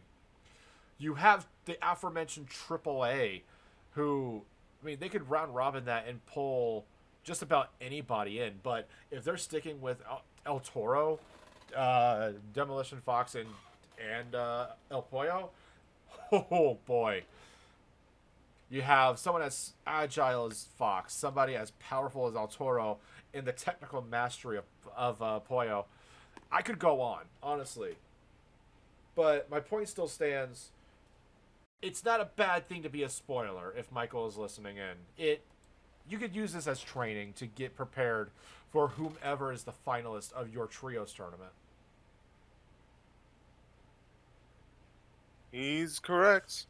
We mentioned this earlier with the madness, but there's something liberating about being in a tournament and having no stakes involved. It allows you to get away with a lot more than you'd think. It allows you to pursue whatever you can and learn anything you need without the pressure of the title weighing you down. Well, speaking of under pressure rushing down on me, we have the Chocolate Zombie Graven going up against one half of the Unified Tag Team Champions, Devin of Shoot Nation. Unfortunately, Devin is this is his first match being cemented into his spoiler role. I mean, mathematically speaking, he is viable at this point, but he would have to win this match and every single match ahead of time. But statistically speaking, he does not have a chance, especially because with how close Jack Andrews, Gemini, and Victor Vicious is to getting above 10 points in the next couple of rounds. Well, as the fight continues, Graven seems to be in control. Certainly not doing his spoiler tag great so far, that Devin, but match has just started after all. Going after that arm. Yeah, and Graven has a lot to fight for too, because he's if he wins this, he gets tied for third place with Semjax and Brawlkaiser. If he loses, not only does Devin get tied with Xerxes, but Graven is gonna be in a league of his own in fourth place. So his at that point his chances would be lower and lower as well. And I think Graven kind of came at this with a lot of confidence too, and because of all of that being said and done, he was pretty much coming at this as if it was life or death. Whereas Devin is just trying to conserve as much as he can. And that is and that's not a bad thing, honestly. You know, you spoke of Graven's confidence. It's nice to see him confident again. He's always been a bit of an abrasive and a bit reckless, but confidence begets recklessness. It was part of his, part of his character. Yeah. And ever since he came back injured, he seems to have lacked that. But now he has his fire again. It's excellent to see him back at his full potential. See, and okay, this is a crack theory, complete crack theory, but hear me out on this one. I think after his dealings with Kathjina, after his restoring Tiki back to the land of the living, and all of that, I think he felt what he hasn't felt in a long time. His mortality. And because you have to admit, his reckless style was mostly begotten because he's a zombie. He has been buried, shot, stabbed, crushed, and what happened? He got right back up. Now, it's like he's feeling human he's feeling alive for the first time, if that makes any sense. It makes a lot of sense. After all, I myself am not exactly of the land of the living anymore.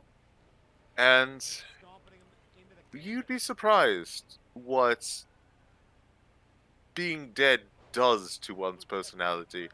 Graven decided to take it in a direction that enhanced his more reckless behavior.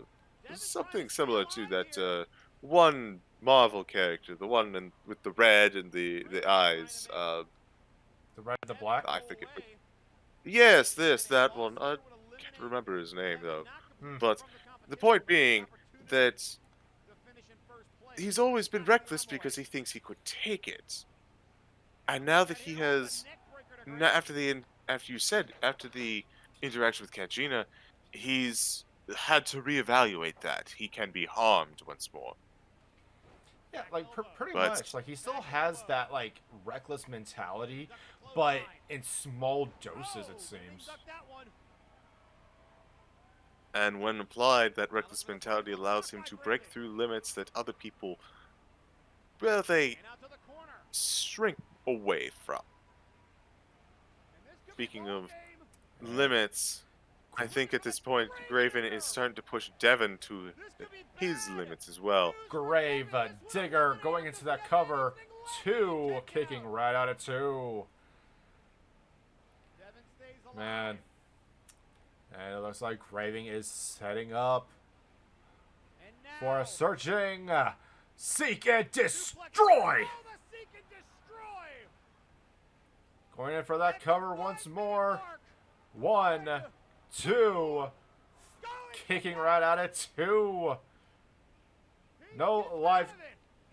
I was gonna say no life till leather, but that would not make sense in this context. I will take your word on that. It's part of the reference. Yeah, it looks like he's going for it once more. Seek and Destroy. Is this going to be the final thing that puts Devon down? 1, 2, 3. Indeed it was. Ladies and gentlemen, your winner, and now tied for 3rd place, Graven. Although I will say, it is nice. It's like you said, it's nice seeing him being his old confident self again. Indeed. This tournament has done him well. He may not be in the best standings, but I think he's in a better spot mentally. Yes, but here's what I'm gonna propose. With Devon cementing his spoiler role at that match, being a bit more conservative, getting some offense in, yes, but being a bit more... Well, conservative is the word I'm going to have to use on that one. Being a bit more reserved. His next matchup, he's probably going to come in hot and come in fast. That is my prediction. We'll have to wait and see on that front. We are merely speculating at the moment. I don't know. I honestly don't. I'm not exactly the mind reader type of ghost. But, ladies and gentlemen, coming up next is your main event. We have the Black Prince, Jack Andrews, going up against the other half of the Flashbang World Tag Team Champions, Kuso Kale, coming in as herself this time and not dressing up as MJF. No, you'll misunderstand. That dressing up as MJF was doing her no favors. And I will let you know, Kuso Kale, I will still find the body. You are disrespecting the legacy of my good friend. I was legitimately... I was worried that you were going to say that was Kuso tagging it, like filling in for Kuso. Because if that was the case, I don't think the tournament would have continued. And she would have taken those losses immediately. But then again, she did lose those matches against Victor. Actually, then there was a draw with Gemini, so Yeah. Anyway, Now, you were saying. well, I talk a lot about Kuso Kale whenever they pop up and their relationship with the Manchester Fool. I would like to switch it up, and I'd like to talk about Jack Andrews, actually. Oh, there's. Now, Jack is a... I was gonna say there's plenty to talk about. Jack Andrews, similar almost to Graven, has been missing, almost, for a large period of time, only to come back recently and start going on a tear, and also doing a bit of damage to the rafters. Please don't bang those that hard with your bat. But this tournament, my goodness, has it done wonders for the standing, putting him in high standings amongst the crowd, amongst the other wrestlers, and amongst the brass. Well, I can actually give you a straight answer for that, mostly due to my own kind of speculation. See, Jack Andrews knew he was good, and that was a problem at the early stages. Oh, look at this, the stalling butterfly suplex. See, Jack Andrews was good. He was great.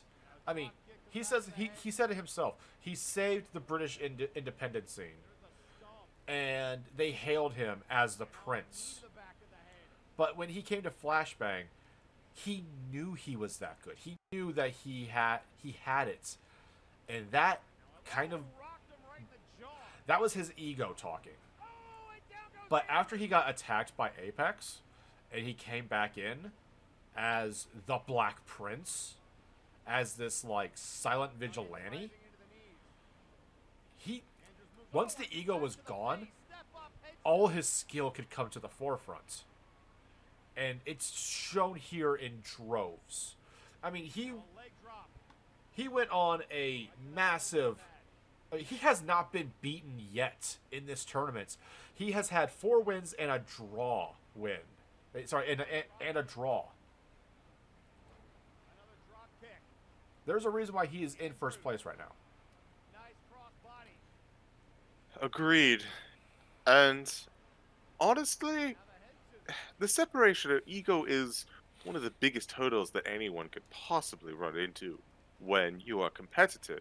Because one of the things about competing is that you are going to lose. It's going to happen. And what that does to you depends on how your ego reacts. If it is managed, you can learn from it, you can grow better, you can learn who not to mess with, in the case of Jack Andrews. But if it's too big, it blinds you. And... Oh, God, I'm so sorry, CG. But that was a bot. Oh, God. Jack Andrews ducking that top rope Meteora onto the outside. Kuso landing on her knees. Oh, my God. Ooh. I felt that. Oh. I apologize, CG. Please continue. Oh, no. We should have stopped to see that. Oof. Oh, God. 1, 2. Kick out right at 2. I'm surprised she has legs anymore. The toughness of a Mandalorian. Like, I can't state that enough. This is a warrior tribe, kind of akin to, granted, some people would argue otherwise, but akin to what people's interpretation of Vikings would be. But more or less stoic, it's a stoic warrior tribe. Especially because apparently they're the sect that doesn't allow people to see them under their helmets. So not only is that, but they have a whole lot of drive to protect that tribe. Granted, with what's going on with Kuso and Hutch right now, that is that kind of goes against the helping the tribe thing. Yeah, that is something I'm not going to touch with a 39.5-foot pole. Yeah, as a married man myself, trust me, I put myself in both Hutch and Kuso's shoes, and it's not a good outcome either way. Here we have Jack Andrews whipping Kuso back into the middle of the ring. 7.5 minutes have passed. It feels like one good shot, honestly, could end this entire match. Trying to get the crowd to get a bit more loud. Kuso just has not been able to get any offense going on Jack this entire time. Her best shot, she botched and damaged herself in the process. Well, I wouldn't say she botched it. I would honestly say she, it was a miscalculation on her part because Jack saw it and was able to make a speedy dodge away from it. I suppose that's fair. Misspoke on my part. But yeah, it's like you said, it's been all Jack Andrews most of this match. I mean, please, ladies and gentlemen, go back and watch that die with honor, straight to the face. 1, 2, 3. Ladies and gentlemen, your winner still in this tournament, sort of. Ladies and gentlemen, Kuso Kale. And just like that, the field narrows. Telling the referee to put it up. If I remember correctly, this is Kuso's only win in the C101. She's been unfortunately cursed with a lot of draws. So Yeah. it tells me, and I saw a bit of this earlier too, it tells me that she can take a beating, but in terms of sealing the deal, she's lacking. Perhaps a boost to offense might help, but I'm not one to really speculate on that front. Well, there was a couple of chances. Well, there were a couple of times to where she had to add emphasis. She had to add insult to injury by coming out dressed as MJF, especially with Gemini goading her. Her match against Victor Vicious. That was... those were good power plays and good mental games, but in the end they did not appear to land as much as they did with her draw with Gemini and the loss to Victor. But honestly, the dress-up game that she was playing, I will find the body. The dress-up game she was playing is poorly aimed, even. Like, did Victor, yes, but did Suicide really have a reason to care about MJF? I don't think so. I believe he mentioned that it was so much more fun when you were MJF, and now it's kind of... I think he was kind of reminiscing on who MJF was as opposed to who Kuso turned out to be. Because when you're surrounded by a bunch of serious people, the more jovial ones you kind of want to latch onto if you are of Gemini's mindset, I guess. I think it's because like he likes... That's like the main reason why he likes Samuel Menetzi so much, is because they play off of each other that well. But as of right now, ladies and gentlemen, we don't have a graphic right now because somehow it wasn't wanting to pull up in OBS. Blame OBS. Currently speaking, we have in first place, we have Jack Andrews with 9 points. In second place, we have Victor Vicious and Suicide Gemini at 8. Tied for third is Brawl Kaiser, Semjax, and Graven Allen with 7. Coming up in fourth, we have Kuso Kale with 5 points. Right after her is Zerakis at 4, Macabre with 3, and Devin with 2. Now, looking at my scorecard here, looking at Kuso's chances here, we are going into round 7. She needs to win 3 matches in a row. 6 points right there to get in the lead, to get 11 points. But that requires Jack Andrews, Gemini, and Victor Vicious to lose 2 matches. Semjax and Graven to lose 1. And... Oh, sorry, Semjax, Graven, and Brawl Kaiser to lose 1 match. She cannot get a draw. She is in a high... She is where... those She's where Abbott, Janitor, and Aiden are right now in Block A. She is in a high-pressure situation, and I'm curious to see how it goes.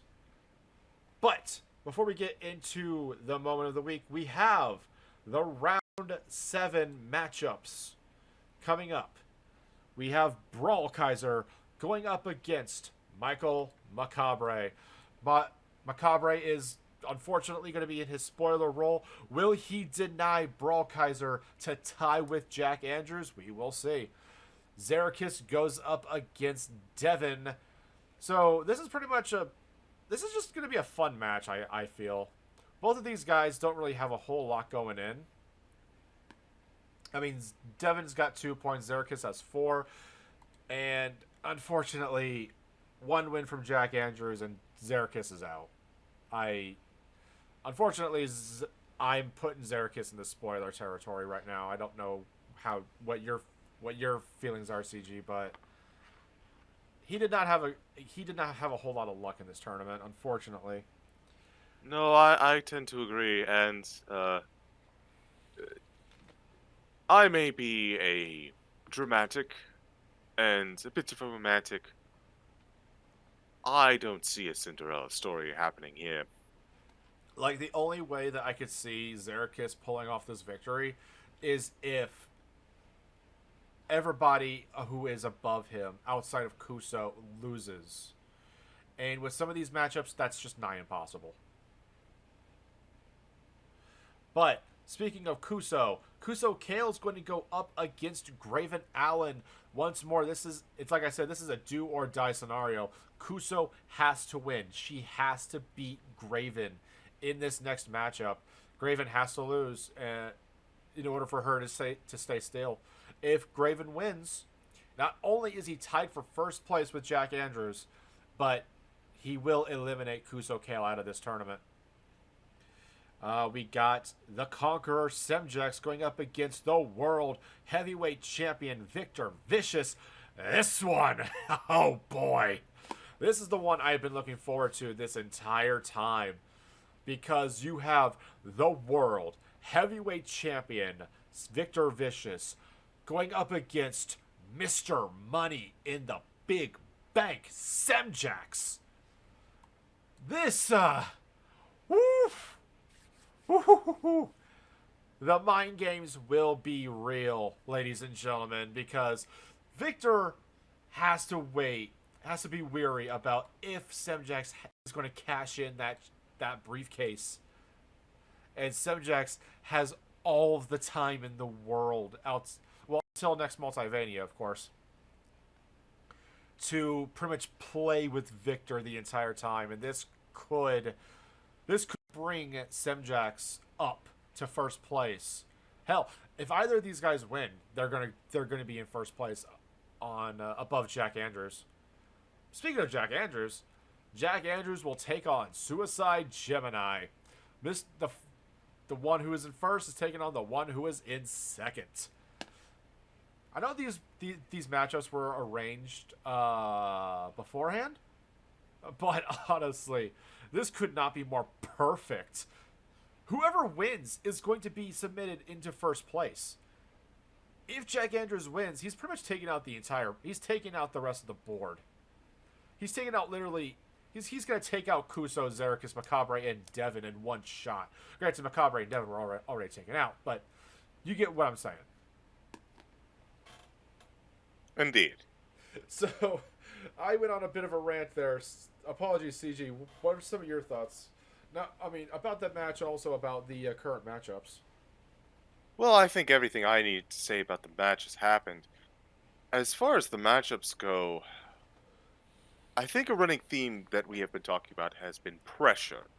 We're now reaching the point where spoilers are being solidified, and people are starting to feel everything needs to go right, just right for them to get to the victory, and it's going to lead to some very interesting developments for sure.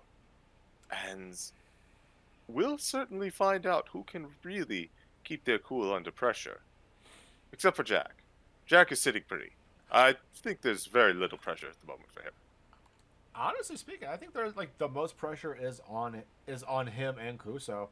That his first loss in this entire tournament speaks volumes for the rest of the rounds going forward, as well as if he needs to submit his lead more and more. So he is definitely going to be looking into this a lot more strategically. Whereas Kuso, she's in a fight for her life essentially. She needs to win every single match just to even get close to winning. But as she wins, she needs Andrews to lose twice. Only twice. Hell, even if he loses a third time, he's still going to be in a very bad situation. Like if he wins one match, she's at least going to tie with him. 1, 2, 3. Yeah. So yeah, she's going to at the very least tie. But all that being said and done, we still have one more thing to go through, ladies and gentlemen. We still have the Flashbang moment of the week. And now up to Daisy she goes. Boot to the midsection. Nice clubbing blow to the back.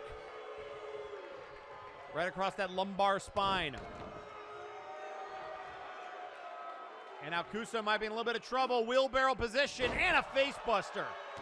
And a stomp for good measure. And, oh, just kicked him right in the face. And a drop kick. Into the cover. 1. And a kick out at 1.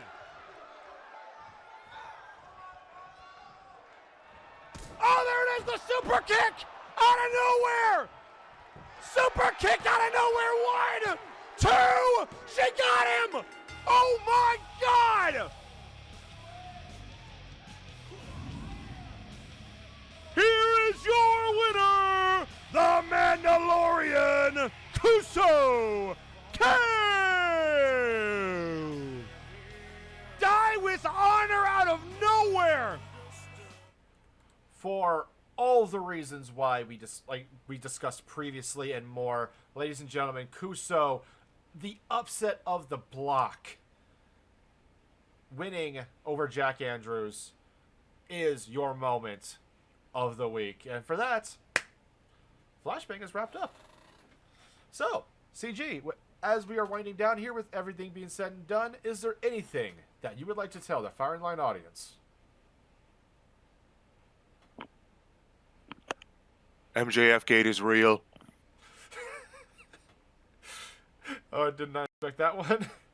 But, ladies and gentlemen, please tune in. We will not be having a Firing Line show proper. Next week, it will be the Nexus Awards being presented. So, ladies and gentlemen, please put on your best. Put on your Sunday best or just throw on a tie and show up for the festivities. It is going to be fantastic. I cannot... I can't sell this enough. But for the Bad CG Ghost, I am Joe Mojo, and we are signing out. Have a good evening, everyone. Greetings to you, it is I, Dylan13 of Flashbang, here to remind you to like, comment, and subscribe.